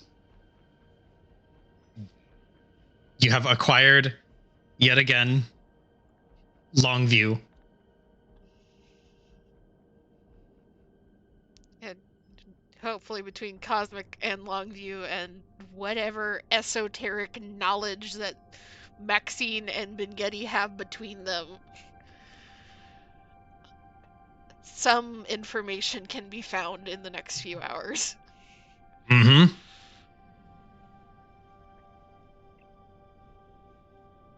They'll get as much as they can scrounge together, and you guys can rest and recover just a little bit more to prepare yourself. I need to clear all of my strain. That's why I desperately need Legacy to sleep.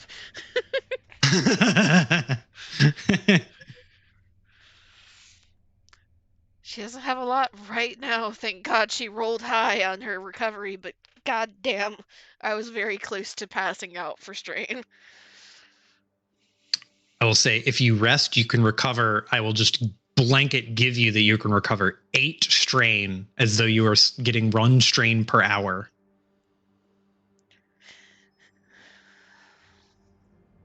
However long you want to sleep.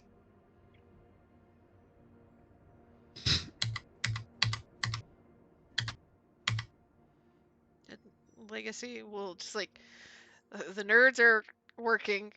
Kaya is unfortunately in on this shit, whether Kaya wants to or be or not. She knows this at this point. As is Lockhart. And she'll kind of like look between the two of them, just kind of like there's a little bit of like tired shoulder slump for a moment. And then her eyes drift past Lockhart to Val, and there's a brow arch. And you are sticking around for all of this?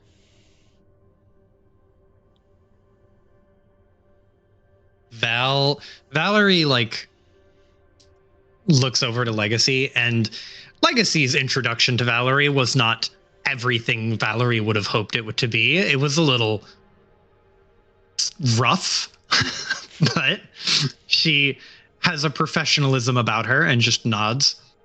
You can see actually, Legacy, that her eyes flick over to Lockhart, and then she looks back to you and nods very firmly in that oh so remind you of Lockhart kind of way.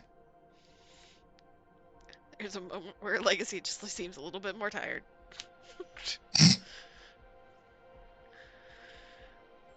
And then she'll look down towards the couch, towards Sprite and Marcus. And just kind of like throw her arms open. Well, the two of you nearly died. Time to bail if you want to.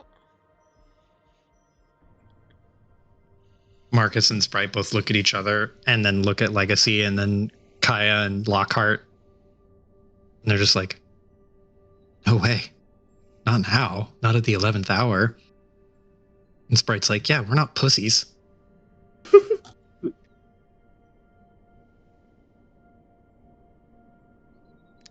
There's kind of a smirk. And that right there, she points between the two of them, is why I ended up with the two of you around in my life, I think.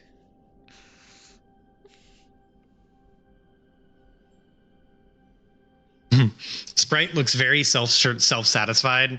Marcus looks a little bashful and just goes, oh.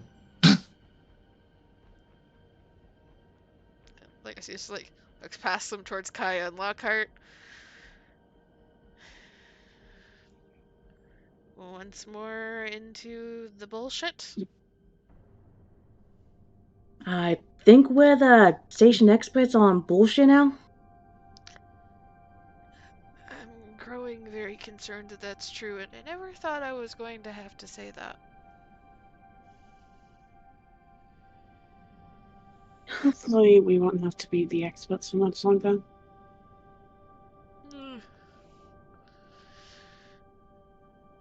Fucking fingers crossed. Pretty sure this is gonna be my fucking 3rd degree. Oh, stop fucking bragging about that one day. Okay, it just blinks. Confused. I was complaining about the bullshit. I imagine there has at least been like 2 or 3 occasions where like Legacy has like been like, okay, doctor. Guy who's Dr. just Frumo. guy who's just like just mentioned it. It's like, what are you talking about bragging? I'm complaining about my loans. What brag is that? Legacy, not even processing the confusion from Kaya. Starts looking around. It's like, well, Lindis is in her room. We're keeping that door closed for the foreseeable future. And she looks around like, you, and points at Marcus. We can share the bed. I have a pull-out, I think. Still functioning. You can crash on, Sprite. Sprite frowns and just goes, I can't share the bed. Do you see the size of him? Marcus That's is very... not even the problem. Marcus will combust if that happens. in like a weird show of like bravado and masculinity, he like puffs out his chest. He's like, yeah, I'm too big to share. Legacy is all mine. The 3 of them, very different mindsets and very different thoughts about the situation.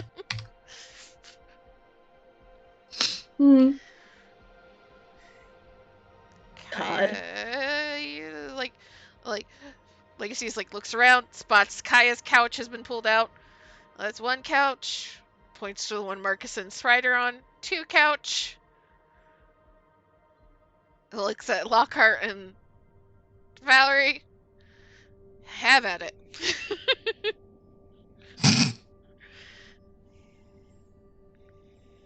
Hmm. There's the slightest bit of displeasure towards Valerie from Kaya. Wonder why. Wonder why. It's like, Turn to Lockhart. Just like gesture to one of the couches. It's like, did you just want to move that back to my room so you're not near all the noise?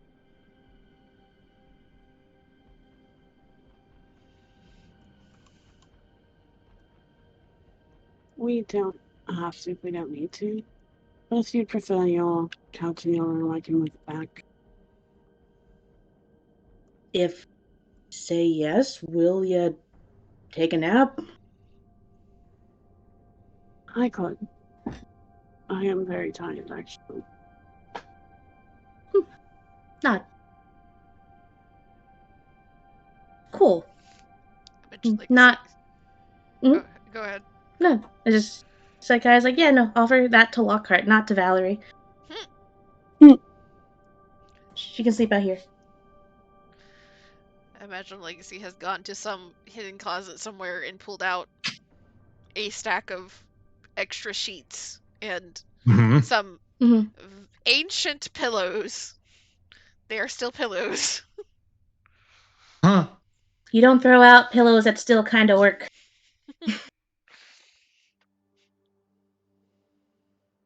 Yeah, nap time.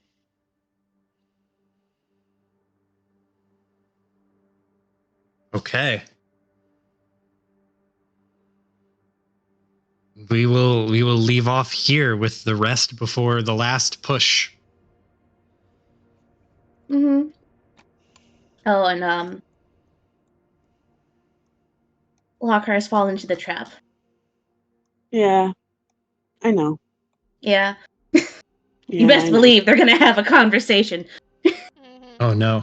Imagine that's the first thing for next session is the Kaya Lockhart conversation. Yep. Because we gotta talk about all of that shit. What do you mean? What's there to talk about?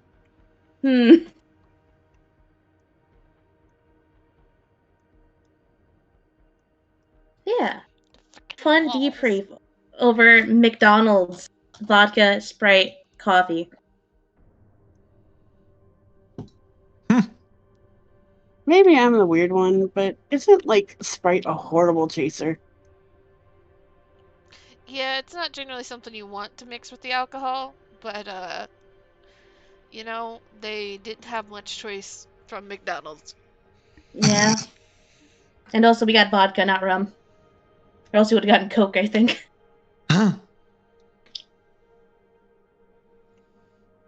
Pulling up in the McDonald's drive-thru in a fucking AV. That's a good point. I didn't even think about it that. It is. You're gonna get a number 6. We're gonna get 2 number 9s. I feel like it is both, like, out of the ordinary, but also not so completely strange. Because you can't tell me that there's not some, like, private security that has an AV that has somebody that's hungry at some point, and you just end up with an AV full of private security dudes like, hey, we're hungry. Give us some food. We're gonna leave. It's the equivalent of like somebody doing it in a semi-tractor trailer where they do it and it's awkward, but like you just gotta, like, when you're hungry and that's what you're driving, that's what you gotta do. Or as something that does happen in a base town, the occasional like army Humvee that just drives through. Yeah. What it makes me think of is when my dad was younger, he drove limos, and he would have to drive a limo through the Taco Bell drive-through often. It was a tight-ass squeeze, but he did it. Incredible.